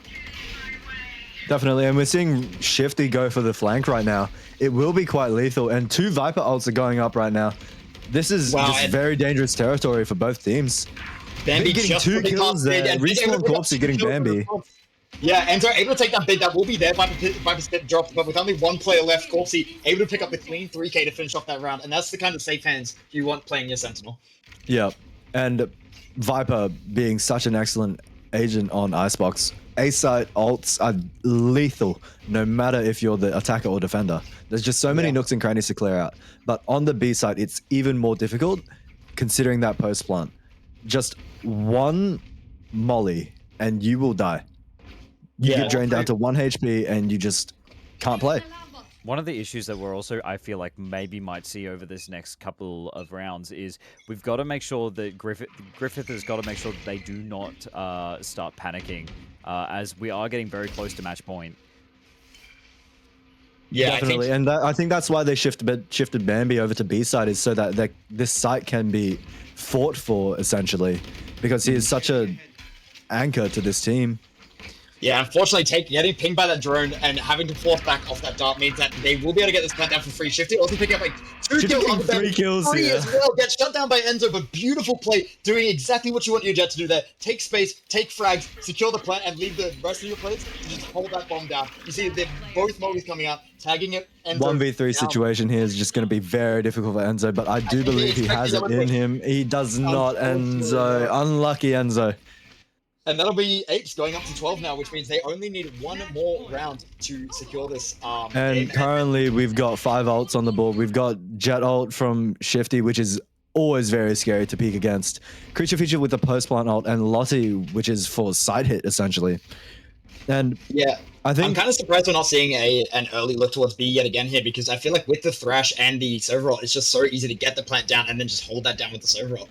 Definitely, and we're also seeing up the top there with all the different rounds. We're really just seeing how Apes is like slowly building up their momentum. They have not lost a lot of rounds over these past couple of rounds. So Yeah, Griffith is really going to have to try and come together here and just try and make some plays. Yeah, but that'll be quite difficult considering their economy and their buy. Currently, they've just got the 2 Guardians, a Sheriff, and a Sniper, right? Yeah, they've also got the 2 virtually lost at this point. Yeah. With all the Vandals, it's just hard to peek into.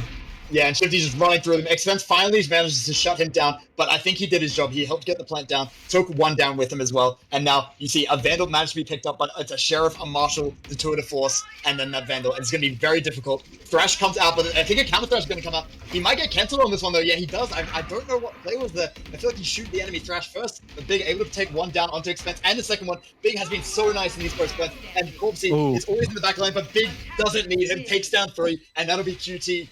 The QT Apes winning that one very handily. Definitely. Very, very good play there. Icebox played to its theory, essentially, we've seen. No double smokes, but that is completely okay. We've seen both Vipers above the average of the match there, and obviously both duelists up there as well. A match MVP from Shifty, but following quite closely behind is Big.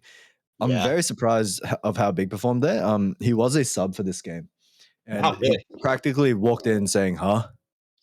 Yeah, I mean, just kind of came in and dominated. And I mean, I think that's the exact story of this game. Is you saw Shifty was going and getting those early picks, setting up Big to be in those post plants, and just take everyone down once Shifty had created that space and created that chaos.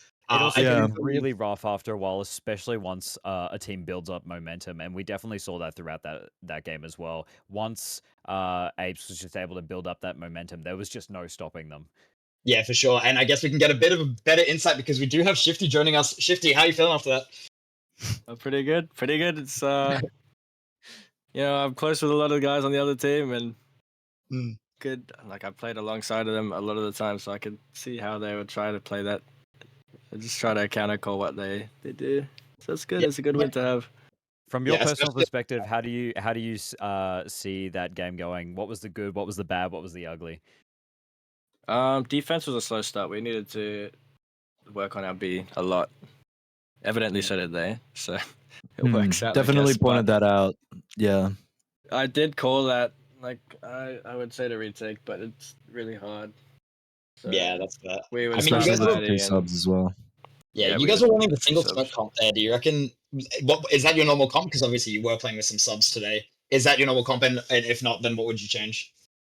To be honest, we don't play this map a lot, so we don't have much practice fair enough. together. But usually, this would probably be our normal comp. Maybe switch around the gecko a bit, but Yeah, fair this enough. should probably be it.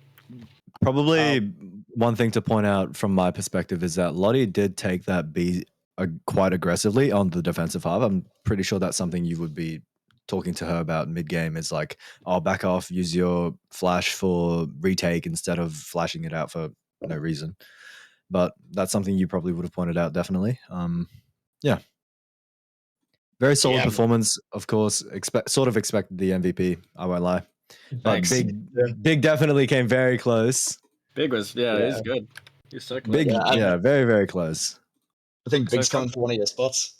So, from your perspective, what would you say would be the big takeaway from this game moving forward for you guys? Just something that you might take away from this game and bring on into like other games. Just something to work on. I don't know. Maybe not forcing anything too much. Obviously, we were. Never fought a fart, it turns into poo. Very wise What? words from you. What is this guy talking about, bro? No, obviously, not forcing anything, as I said, but waiting for the opportunity to come. I guess. Pause. Okay. Get this guy out. Production, kick him out. That's enough from him. Thank Thank you for interviewing. Definitely well played. 9 first bloods. Practically. Mine. Yep. You definitely got yours most of the rounds. Yeah. We will do the stat sheets essentially later, but yeah, I think you diffed Bambi there. Yeah, and he's gone. But yeah, I think that was just a really solid showing from Apes, and I believe that means they have got their 2 wins so far. I think they're undefeated as well. And I think we will be seeing them for the next 2 days as well. The Monday and the Wednesday, we will be seeing Apes play against 2 more teams as well. So we'll look to see if they can kind of try and lock up that top seed. If they do win out, they are guaranteed first seed because the only team, because no team is undefeated anymore. Better Than You and Swing will be Swung both lost today, which means if they can secure all 5 of these wins, they will be our first seed going into playoffs, and that is a big advantage because it means you get to play against the 4th seed. And it will definitely be very interesting seeing this team, seeing Apes as well, going into on Monday, seeing how they play against Better Than You. Obviously, we've seen how Better Than You have played. It'll just be interesting to see how these 2 teams play against each other come Monday. Yeah, for sure. And so once again, thanks everyone for tuning in. And speaking of that Monday game, it will be at 8 p.m. We're only doing the 1 game on stream, and then there'll be another 8 p.m. stream on Wednesday for I believe, one of our final games of the group stage. And then next week we'll be going into the playoffs portion, except for the finals, obviously, which will be on I believe, the 26th. Am I correct in saying that? Yeah, the 26th, which is the Thursday, live at QT Xbox. Come get your tickets. If you're a member with Respawn, you can get the tickets for free. But it is first come, best dressed, so get in early. Make sure you grab those tickets. And once again, massive shout out to Littles for helping sponsor this tournament. They're doing a very good service to this community. Personal injury lawyers, if anything happens, please contact them. And thanks so much for letting us host this tournament and showcasing these awesome games. Yeah, and we'll make sure to see everyone over in the next couple of games, and we can't wait to go see everyone that'll show up with their tickets for the finals. It is going to be an epic number of games, and they can only get better from here. Yeah, definitely agree with you on that. Teams consolidating, getting their game up, recognizing what the other strengthened teams are. It'll definitely become scrappier, but I think it'll be definitely very entertaining to watch. Oh, for sure. I believe that is it for tonight. There are some off-stream games happening, but we've covered enough for tonight, I believe. You guys have covered 3 games. You guys are exhausted. But definitely big shout to Littles, personal injury lawyers, no win, no fee, and free consultation. So definitely ring them up if you know someone who has been in a personal injury, which is a car accident, motorcycle accident, bicycle accident, public liability, just a bunch of different claims. So if you're not familiar with them, definitely check them out at littlelawyers.com.au. And yeah, no harm in checking. That is it for the stream, I believe. Production, Yeah. are we good to end?